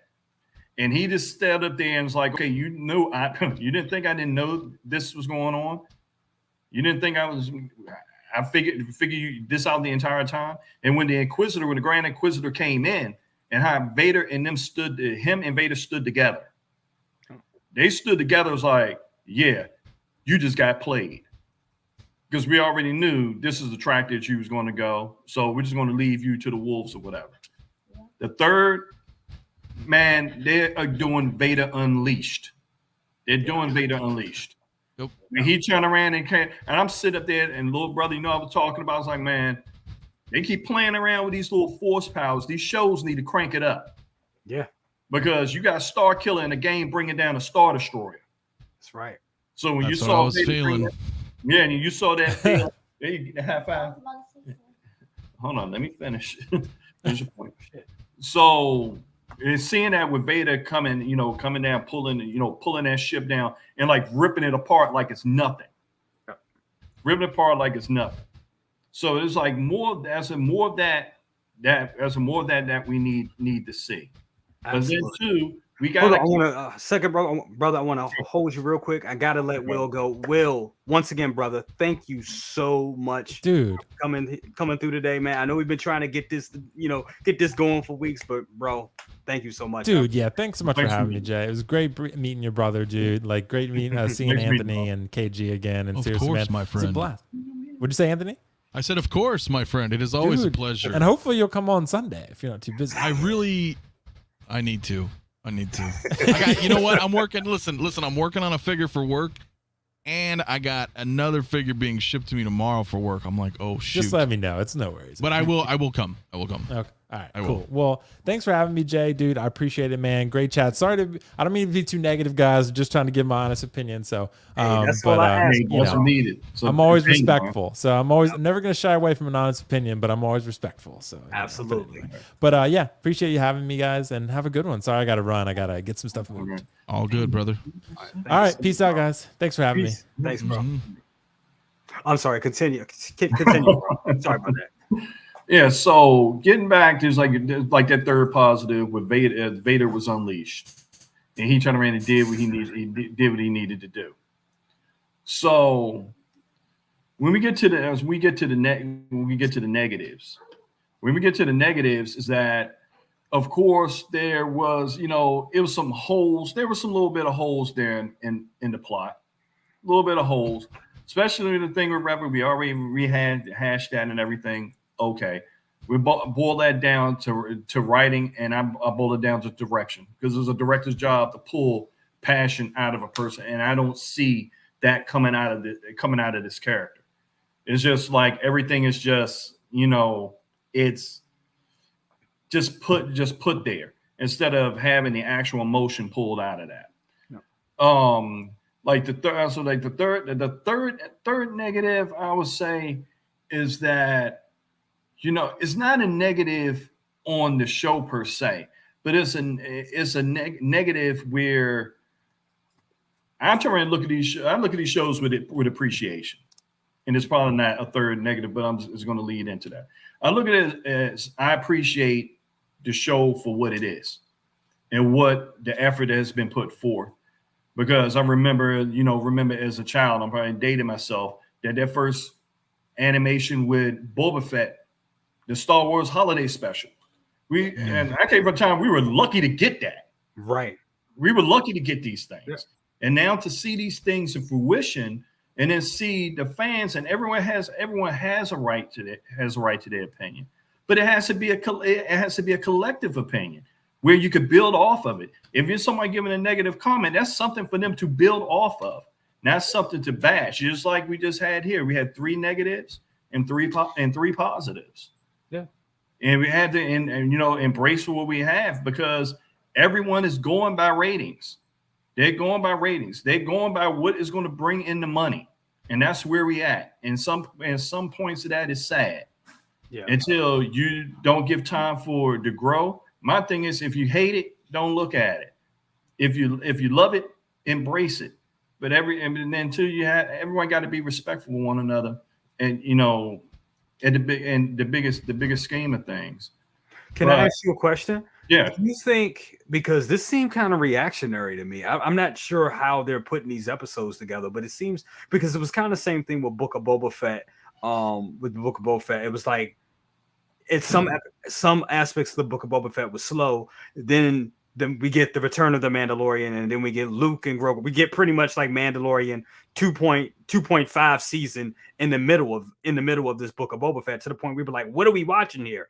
And with this episode this week, I kind of felt like they were listening to a lot of what people were saying, and it was like, okay, people want the Grand Inquisitor back. They want to know what happened with the Grand Inquisitor. Let's bring the Grand Inquisitor. And it's like no mention of how they came, like how he came back. Didn't that seem kind of like reactionary to you a little bit?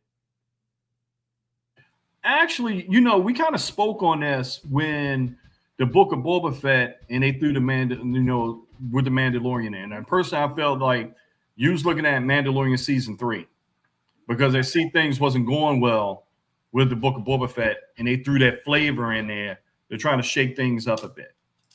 I kind of think they may have turned around and, to see how these things go on and have multiple things, probably filmed, and see how that was going to work. That may be the case. Right. But then all in all, and I'm just going to make this point, and that's to be pretty much make it clear with that I'm seeing a plot unravel in this episode.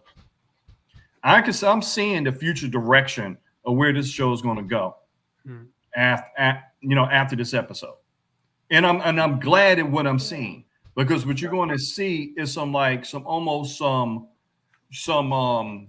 rebel-esque type of things going on.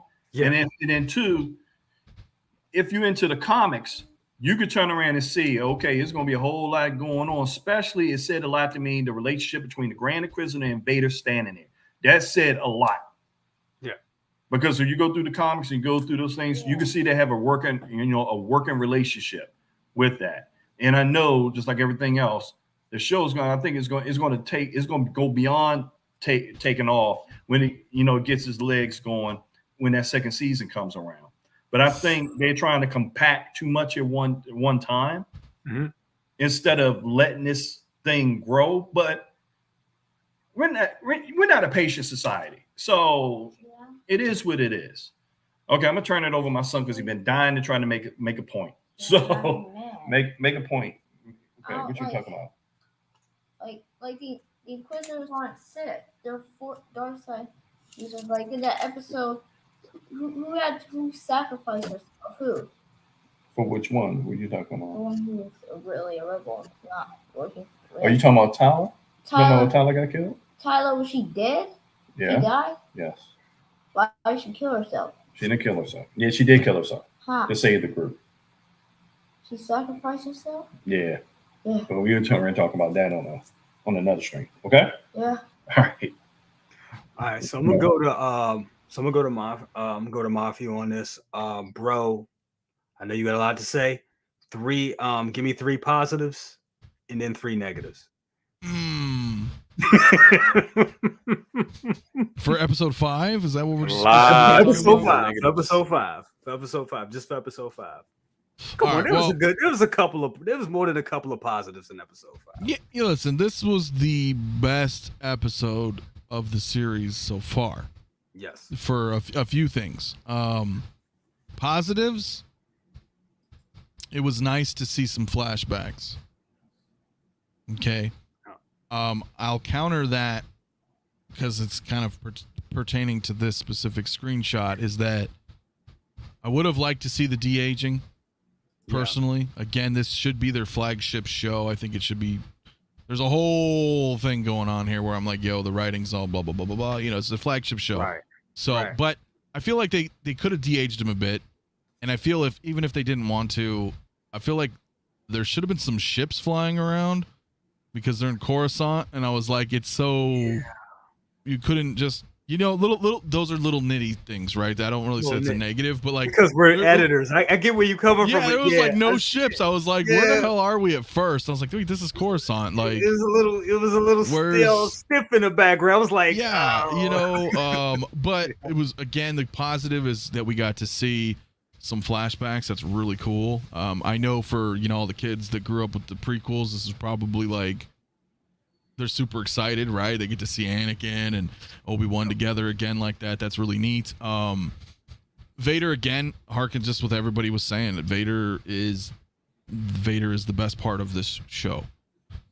He's in his prime. You know, he still has a lot of rage in him. He's not as calm as we see him in like A New Hope. You know, he's not seasoned yet. You know, he's still very. You got a lot of that rage Anakin in him, you know what I mean? Which is really cool. I liked how they were kind of handling the flashbacks from different perspectives of Obi and Anakin, and like how it kind of played on what's currently happening, and showing how aggressive he was, showing how Obi-Wan could beat him without a lightsaber, and then it's the juxtaposition, right? Where then now he does that with Reva, you know what I mean? Does some Ip Man shit with her and just completely just uses the Force, and like I like that. Man. That's character building and story, right? Man, you just stole my thunder with that, because that's the first thing I turned around, was like, did he just pull the Ip Man? He did. He totally did, and I loved it. I loved the fact that we could see Vader move too, right? Because when we grew up watching it, it's clunky, and you know. And he's supposed to be like this badass, right? And it's cool that we could see him be kind of agile in this suit. I love that. What else? A positive that I enjoyed. I guess the story is kind of like you were saying, is that we're not really getting. Well, we kind of had a little bit of like an exposition dump where they just try to explain everything to us, but the plot's moving forward more in this episode more than anything else. There's a lot of negatives, man, but I don't want to get too deep and critical on it, but I feel like I agree with Will. Reva could probably be a cool character. I just don't think she belongs in this show, personally. I think it should have been dealt with more with Obi-Wan and Anakin, and how Obi-Wan's dealing with the trauma of all this stuff and kind of peppering in what's happening. It does appear that they're starting to allude to a building of a rebellion of sorts, because that will lead into, Rogue One and A New Hope, especially Leia at her age. You know what I'm saying? Like, I don't know what they're going to do. They haven't confirmed that there's a season 2. They haven't officially said that. So in my eyes, we have 6 episodes. So I feel like, if she was in a different show, that could have been really cool. It feels kind of disconnected. I would have rather just seeing the regular kind of ho-hum Inquisitors that are about with Vader just as like a presence rather than a story. And the only reason I say that is because I feel like Obi-Wan's not really doing anything. I feel like if anything, Obi-Wan is reacting to situations around him. It's what we've seen in these past 5 episodes. It's not so much a character study of him. It's that things are happening around him and he has to react to those things. So I kind of preferred, more of I read the Kenobi book, man. It's Legends now, but like that was really cool, and it's very similar about the premise of like what's happening with Obi-Wan type thing. So it's not horrible by any means. it's growing on me. There's a lot of good stuff, but the writing is kind of dodgy all over the place sometimes, right? And I know there's a new writer for the last 2 episodes, but I feel like Obi-Wan, again, this should have been like a flagship show. Yeah. And, you know, and some people have mentioned in chat as well, and I myself, you know, like I just, you know, watched Stranger Things season 4. And I'm like, damn, the writing is so compelling. Solid. It is solid. All the characters, you either love them or you hate them because of the writing. Yep. You know, it's cohesive, and it's not just nostalgia because it's the 80s. It's the writing is really, really, really, really good. Yes. So then, you know, I'm like, oh man, I kind of wish, you know, and I watched that right before Obi-Wan started, so it was kind of like, damn, you think Obi-Wan would be phenomenal. But then you have to think, like, you know what? No, Star Wars has never been like phenomenal. Like they're fun movies that we grew up with and things like that. But it wasn't like this real tightly, you know, beginning to end story that they, you know what I'm saying? It's not as cohesive, but it's still a pretty good show. I'm excited to see what happens. I think Reva should be dead. That was my biggest complaint, and it's not because I don't like her as a character so much as the fact that if anybody tried pulling that shit to Vader, you know what I mean? Like, he wouldn't just leave her alive. Like, I would make sure she's dead. So I feel that's a writing decision. You know, that's from the suits here, the executives. Like, they're gonna do something, and I hope she has. It bothers me because at the end, you know, that's the other thing that pissed me off, and I know it's writing. Right, it's writing, because you have Bail Organa with this. You remind me of like Geraldo Rivera. You remember that shit during the war on Iraq, and he's live on TV, and he's like, "So our troops are and here." He's giving up everything, right? Yeah, I was like, Jesus, man. And now she happens to find it and hear it. You know, it was like, if she has something to do with saving Luke and kind of dilutes what happens in canon with Obi-Wan being a protector, that's my fear. That's my fear, but we have 1 episode left to find out. And again, those are writing decisions. It's like, I just don't know, man. But it's great. It's a good show. I'm looking forward to the last episode. I just feel like she should have died right there. They should have really like showed it on screen. Okay, I just killed her. She's gone. Because that would wrap it up all in a bow. Because what we're leading to is maybe a final fight between these two. That leads into our new hope of what we know. You know, like Obi-Wan's just going to whip the shit out of him.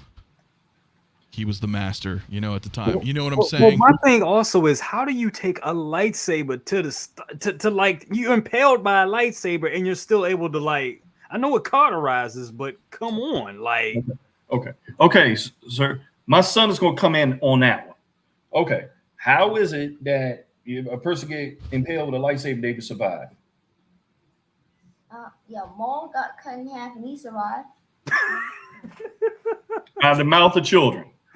That's true. And once they brought back the Emperor, anything can happen. Like, it's silly as it is. Yeah. I just feel like it would have wrapped up the story, right? Because now we can focus on what I thought, or a lot of us may have thought, that the story was going to be about. Was Obi-Wan and Anakin. And, you know, and again, I don't really have a problem with the character. She would probably be good in her own show. You know what I'm saying? I just feel like it's too like, and we saw that coming, bro. She was literally in the first frame of the first episode. I was like, oh well, that's her. That's Reva. Obviously, she was a youngling. Vader being a badass though is like the highlight of this whole show. And Ewan McGregor is killing it as Obi-Wan.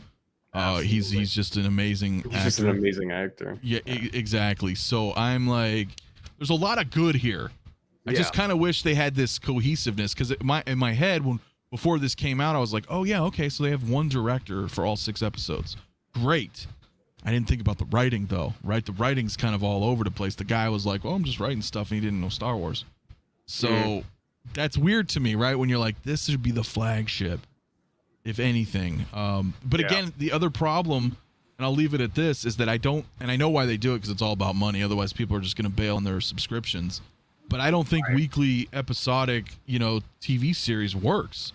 Like drop Boba Fett the whole season, like Stranger Things, right? You know, drop Obi-Wan. Let us, so we can watch it as it's intended. Okay, right? so you don't think the As it's intended. episode week by week doesn't work for? Yeah. No, because these aren't episodic. These aren't like anthology series like old Star Treks or X-Files episodes, you know, like episode of the week. You know, there's an ongoing story here that needs to it needs to percolate while you're watching it, and you're like, okay, let me hit the next one. Okay, because then you don't sit there for a week and you're like, wait a minute, how's the Grand Inquisitor, you know, because 45 minutes later into the binge, you're like, oh, okay, cool, he's, you know what I mean, right? But I know why they do it. It's about the money, right? Because a lot of people will be like, oh, Obi-Wan came out, let me get a free trial and watch it, and then bail out my subscription. You know what I mean? It's rough. It's rough. So I think it would have served itself better released as a whole. Makes sense. I want to give the mic to KG, because KG, I know you got to rap, and we're about to wrap too. No worries. Go for it. No. Yeah. Overall, for me personally, I love the show.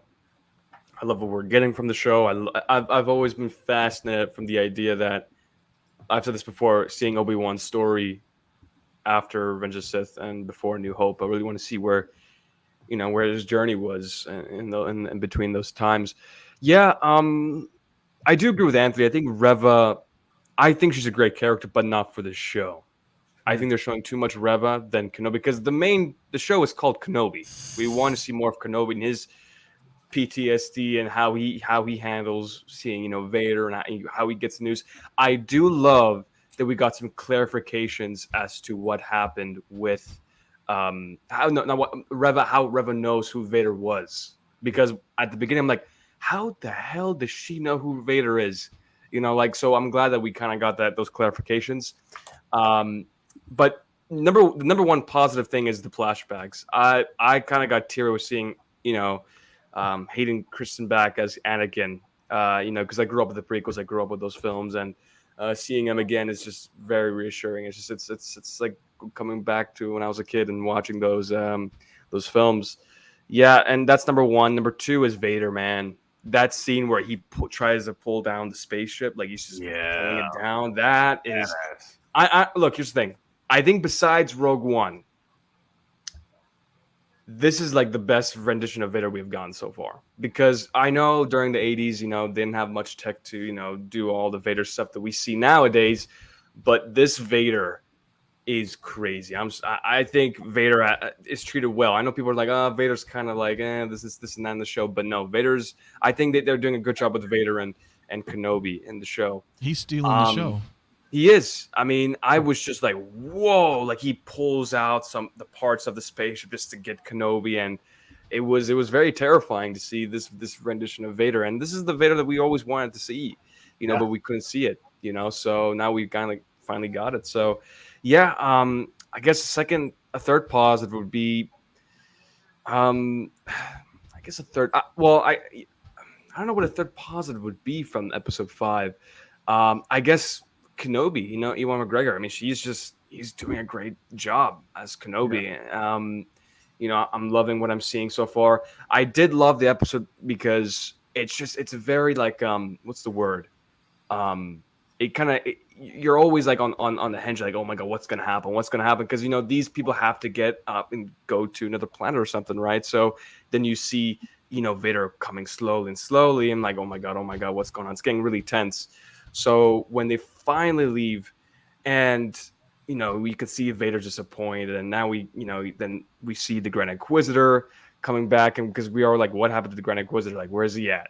So finally he's back, and now he's back as a Grand Inquisitor. Now, one thing I am interested in seeing is how, because now we know that Bail Organa with the, what do you call the communicator thing in Star Wars? How does that work? The next episode when we see it. So I'm intrigued to see what happens to Luke. I don't know if Luke's going to be the next episode or not, because we did see that last shot of Luke kind of, sleeping. So we might see something from that. I guess some negatives would be the runtime. I'm not liking these runtimes. These are very short for a 6-episode series. Yeah, they should be at least like a little over an hour. I agree. Because there's so much, and I do agree with Mafia. I mean, the writing is a major thing with the series. You look at things like Stranger Things and The Boys; they're doing amazing because it's great writing. It's really good writing. And I do hope that this last episode, from what I've been hearing, is it's going to be an hour and 33 minutes long. That's what I've been hearing. I don't know if it's true, if people in the chat can confirm it or not.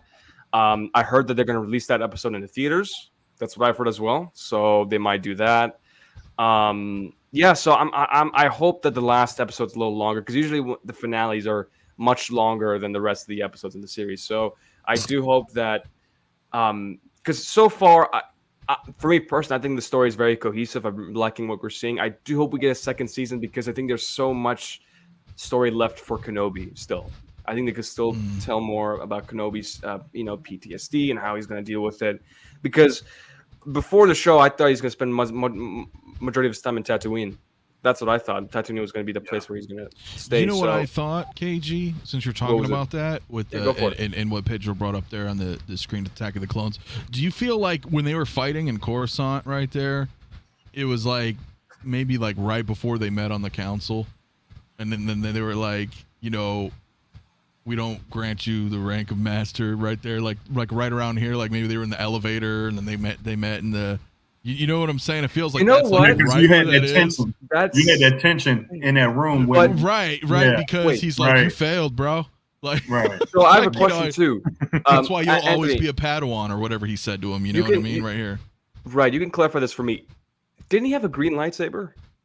And why does he have a blue lightsaber here? In here? Right? No, I think he always had the blue. He always had the blue. You had the blue one? Oh, okay. All right. Well, then there you go. Yeah. So Qui-Gon had the green. Okay. I think this is actually before he had his arm cut off by Dooku. Yeah, because he has both of his arms. Oh yeah, so this is between episode 1 and 2. Yeah, so that's why I was thinking it's like like probably right around there or something. Right. Because he has an arm here. That's not till later on at the end of Attack of the Clones. Right. When Yoda got to come in and clean up shop. Right. Yeah. No, you're right. And another negative is the de-aging. I think it was a little choppy at some angles. I mean, this shot looks great. I think this looks great, but in some angles where he's smiling, it's like, that's a little unsettling. The third negative thing would be, I don't know. I'm loving this episode. I can't think of a third one. If anybody in the chat can remind me of anything, but I love this episode. I think it's the best episode by far. I don't agree with the idea that this is the same level as Book of Boba Fett. I think, in my opinion, I think it's better than Book of Boba Fett. I think because I'm a prequels guy, and maybe that's why I'm a little more biased. But this Kenobi, I'm just loving. There's something about Book of Boba Fett I felt there was too much flashback, just too much for. All I needed from Book of Boba Fett was the what happened to Boba Fett after the Sarlacc pit, and that's it. I didn't need anything else. And for this show, a lot of flashbacks make sense because it's Kenobi dealing with PTSD, and I'm really hoping that we do see. I know this is wishful thinking, but I do hope in the next episode we do see a flashback of the Clone Wars. Probably not, but if that's the case, I would love to see a flashback of Clone Wars. Maybe like some, we see Kenobi with that armor, and maybe we might get that, Kenobi figure from Clone Wars. So if they do that, that'll be great. Yeah. And I'm just happy that we might get a reissue of that Dark Side Anakin now, because that flashbacks of him with Order 66 in the council. So you better believe it, man. We've seen stuff. Yeah, dude. Remnant troopers were barely in one episode. We got a trooper. There's K2 droids. Right. And when they know you've seen it with Nightmare Batman, Iron Man's War Machine Mark 1. Yeah. When shit gets too high, they reissue, and they have a reason to here. You have to have an excuse for why they did it, because it's like, it's reissue because of price. No, because now we're just getting that Vader that they showed at Celebration as just a Vader. Because they could drop a Dark Side Anakin, and they could drop this flashback Anakin, and just oversaturate the market with Anakins. So before I end so far this episode was a 9 out of 10, but I have a question for you guys. Mm-hmm. We still have 20-year anniversary of Attack of the Clones still going on. There's still Mace Windu. We still have Padme. Yep. Do you think the reason why they didn't show an Anakin and Obi-Wan because of the show? Maybe that's why they're just waiting to see. Yeah, they do it all the time. Absolutely. Yeah. So, do you think we'll get an Anakin Obi-Wan from Attack of the Clones? Yeah, I think so. Yeah, I think so. I would definitely get them. But yeah, so far, love the show. Cannot wait for the next episode. And yeah, that's pretty much it for me, man. Yeah, because they can't do an episode 1. They're not going to give No. you a little, 9-year-old No. Jake Lloyd or whatever. Like, They can do a two. They can do a 2-pack with Annie and Jar Jar. And I would still like a Padawan Obi-Wan from episode 1. You about to cause a riot if you do that. A lot of people actually would buy that. I think I would. I would buy it. Give me that 2-pack. I'd get it. I would get Look at a Jar Jar. Why not? He's Star Wars. It's part of it. It's just. If nothing else, he'd be the ultimate meme figure to do cool pictures with, and I'll make him a Sith. I don't know. You know what? I knew you was gonna say that. It'd be fun. Why not? Sith Jar Jar. Yeah.